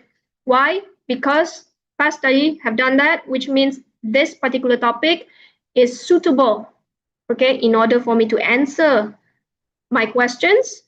The best suitable method is through quantitative or qualitative. So whichever way, okay? So here it will show you the sample size, the study design, they use questionnaires. So by default, it's a quantitative study. And then you want to know the measure components, okay? Meaning what do they measure in their study so that you can replicate, adapt and adopt the same variables, and also the findings, because you want to know what are the findings from past study, because sometimes maybe past study results show that there's no correlation, there's no relationship, but then when you replicate the same study, you found that there is a relationship. Okay, you filled in the gap. So it's a different context. So the good thing about research and also SLR is that it can help you identify, what have been done and what have yet to be studied. Okay, so in conclusion, SLR or systematic literature review is about rigor, okay? Being transparent on where you find your articles, how you find your articles, and their evidence-based synthesis, okay? Meaning you're not using ChatGPT to help you summarize your discussion, but you actually have a strong, evidence-based metrics table to identify the themes, okay? It can also help researchers avoid duplication, okay? Advance knowledge, because I know we keep on saying, okay, let me replicate this study, but you have to remember, research will it will expand. Every day there's new scholars doing the same topic, but they find new findings. That's why we have to conduct systematic literature review, because we want to ensure we include all these new findings also in our study and inform practice and also policy. So a good systematic review is objective, systematic, transparent, and also replicable. Okay. When we say replicable, you might copy my search string and you go and search in Scopus now, you will find a different finding from me. And there's nothing wrong with that. Okay. The evolution of research, it's very fast. It's a fast changing evolution, we always have new researchers in the field, getting new findings, having new suggestions. So it would help for new researchers to focus on the new suggestions, suggestions for future research. Okay. All right. Before I go for do you have any questions? Sorry? Okay, before I go to do you have any questions? Can I just show you guys, okay, let me see. I just want to show you the website.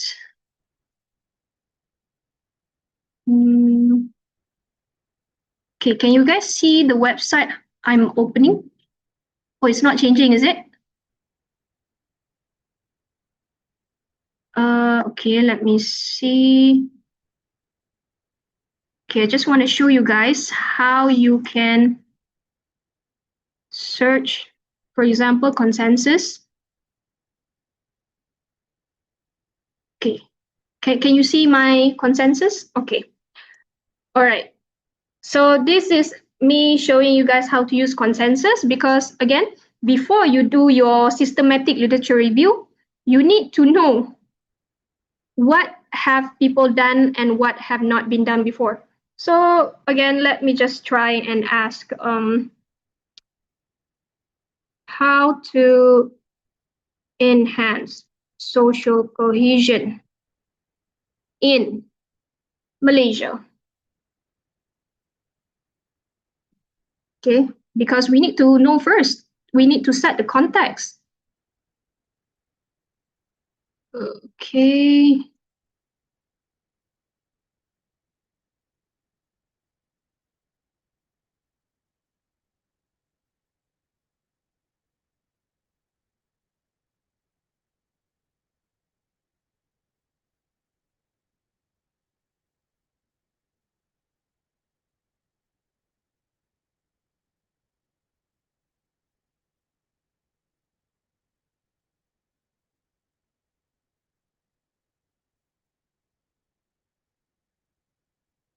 We have to start again.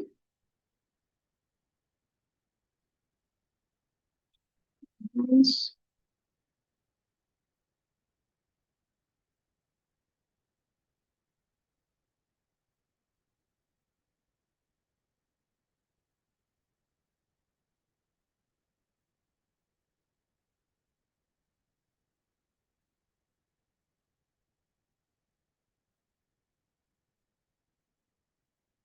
I'm showing you guys consensus because it is very user friendly and it's faster actually.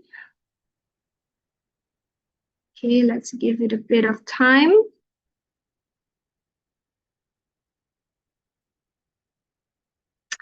Usually it wasn't this slow, but I guess maybe the line.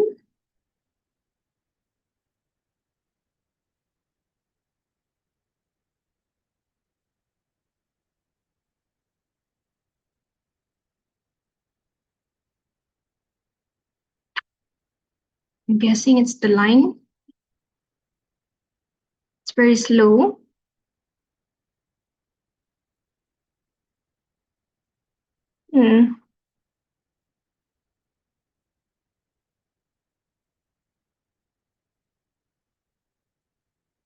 Okay, what I can say is that usually when you ask for questions here in consensus, you can directly say create a metrics table, meaning they will create a metrics table right away for you.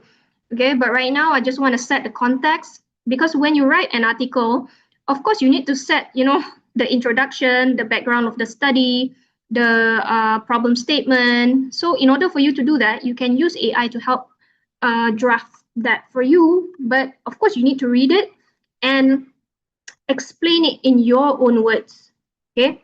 Okay. So let's see here. AI have explained to me how can I enhance social cohesion in Malaysia. So it's giving me key strategies and insights. So the good thing about consensus, it's giving legit studies. Okay, it is legit scientific studies done by past scholars that are not fake. Okay, they will even give you the DOI for it. Okay, so they help you summarize, so the mechanisms and strategies. So here you can see, okay, this can be used for your variables. Okay, if you want to include in your search string, which means it can be part of the concept that you hold on to search for your topic. So here they give you the strategies already, so you can search for it. See, it's also making like a simple metrics table to help you understand the key approaches to enhance social cohesion in Malaysia. So see, it will tell you. So you can use this, for your variables. If you're doing quantitative study, so now can social capital enhance social cohesion? Can leadership empowerment enhance social cohesion? There you go. You already got your research study questions or research questions. Okay, the conclusion. So, and then down here, you will get all the articles that they summarize for you. Okay, so this is the good thing about consensus. So here you can cite the paper. There you go. You want APA style, you want MLA, Chicago, Harvard, it's all there. You can Google it. Okay, but the best part about this is you can export it right away. Export as PDF. Okay, in case you don't want to lose your citations because you're like someone who can't, sort out your articles. So, can I open, is it?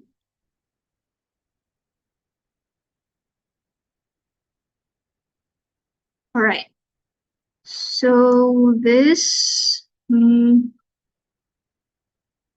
wait, how do I enhance this? Wait.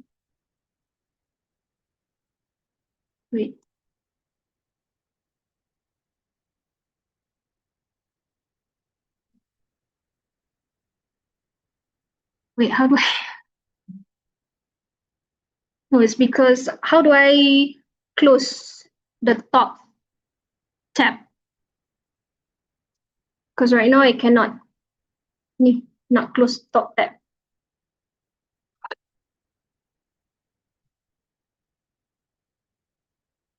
I want to besarkan yang ni, but I cannot click it because of this tab.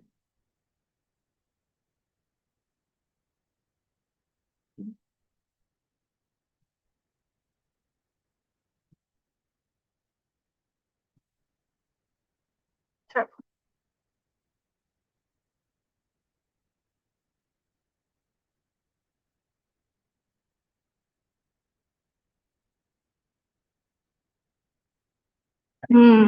Okay. Right. Okay, so this is the consensus. Right, so you can see when you download your PDF, you already have all the summaries for you. And the best part is it even helps you include the references so that you're not lost. You know where you get the references, you know where the the table is made out of. So this is the good thing about consensus. So you can see that they even include the DOI link so that you can search for the articles yourself. Okay. So far, my experience using consensus, I would say it is by far the best. For it's user friendly. Okay, if you want to search for your literature review, I would suggest consensus. But when you have already found your search string, then you have to use the proper database. Okay, you have to use the proper database, not AI. Okay, right. So, okay, how do I close this? Okay. Now stop sharing.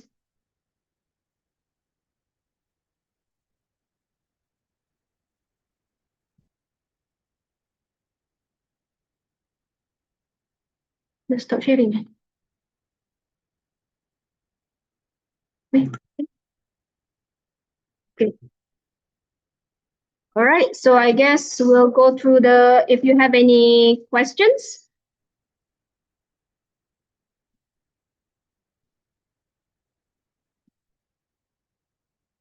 Oh, where does the question start with? Okay. My question to our respective speaker: how can the integration of AI tools and techniques enhance the systematic literature review process? Okay, how AI is being benefited to both academics and postgraduate students in conducting more efficient, accurate, and comprehensive research. Okay, thank you very much, AP Dr. Shanawi, for the question. Okay, first of all, I would say integration of AI-driven tools will help our life a lot because it will cut short the timing that you have to spend, searching for the right articles. But of course, the search that you use to find the relevant articles, you have to be careful about that. So that's the good thing about AI driven tools. Okay, you can use, I don't know, there are rabbit holes, AI rabbit, if I'm not mistaken, it will link all the related articles. Nowadays there are so many softwares, AI softwares that you can search for scientific journals. And one of them is, again, like I shared before, Consensus and also SciSpace. All right. And how it can help is that setting the context of the study, because first of all, you don't know where to start. So AI can help you to guide you to go to the right process, and also serves as a guideline, okay, which concept to use, which variable to use, okay, and how AI is benefited to both academics and postgrad students in conducting more efficient and accurate, okay, by using the right AI. Avoid using ChatGPT, because ChatGPT has hallucinations. Okay, meaning that ChatGPT love creating fake citations. That's why most of the time, if I'm the reviewer, the first thing I do is I search for each citations that the students use. And sometimes the article don't even exist. I don't know where the student get it from. And right away, I can tell you must be using ChatGPT, right? And the student said yes. So we know the student used ChatGPT because the article don't exist. Okay, so don't use ChatGPT. Use the ones that I suggested.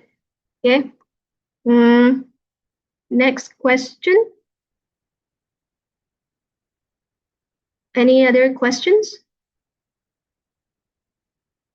Yes, Dr. Irina, the Lulu citations, we have to avoid that.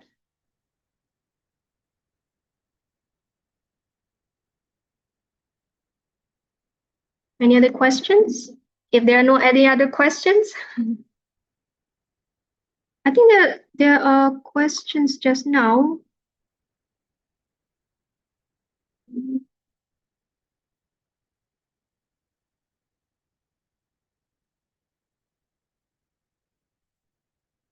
No, I think someone asked me a question just now, but I don't know where the question went to.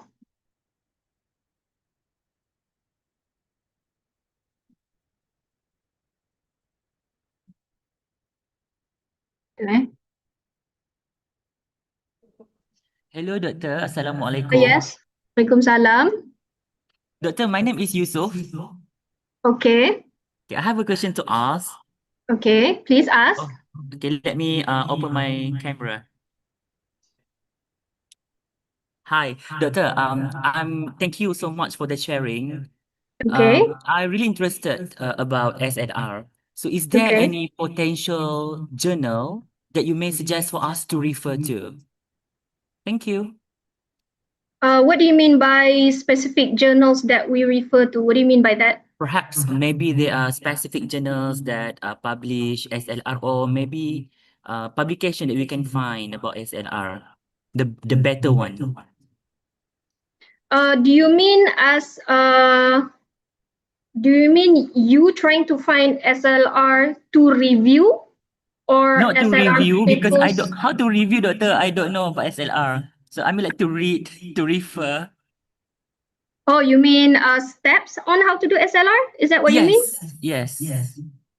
Okay, there are several online. I mean, we have Dr. Hairul from UPM.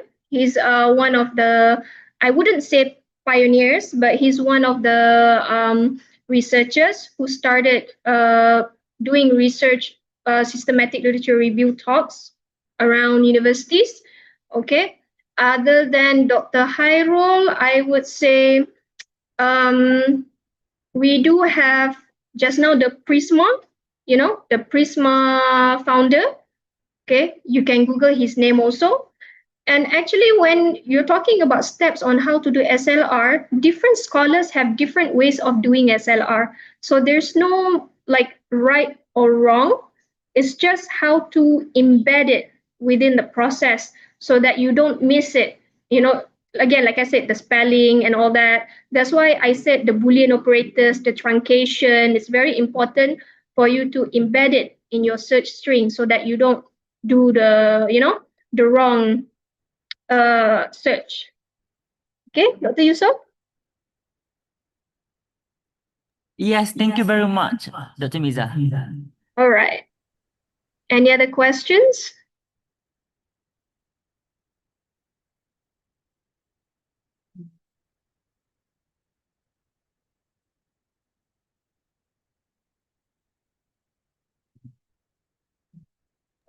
Okay, if we have no other questions, that's great.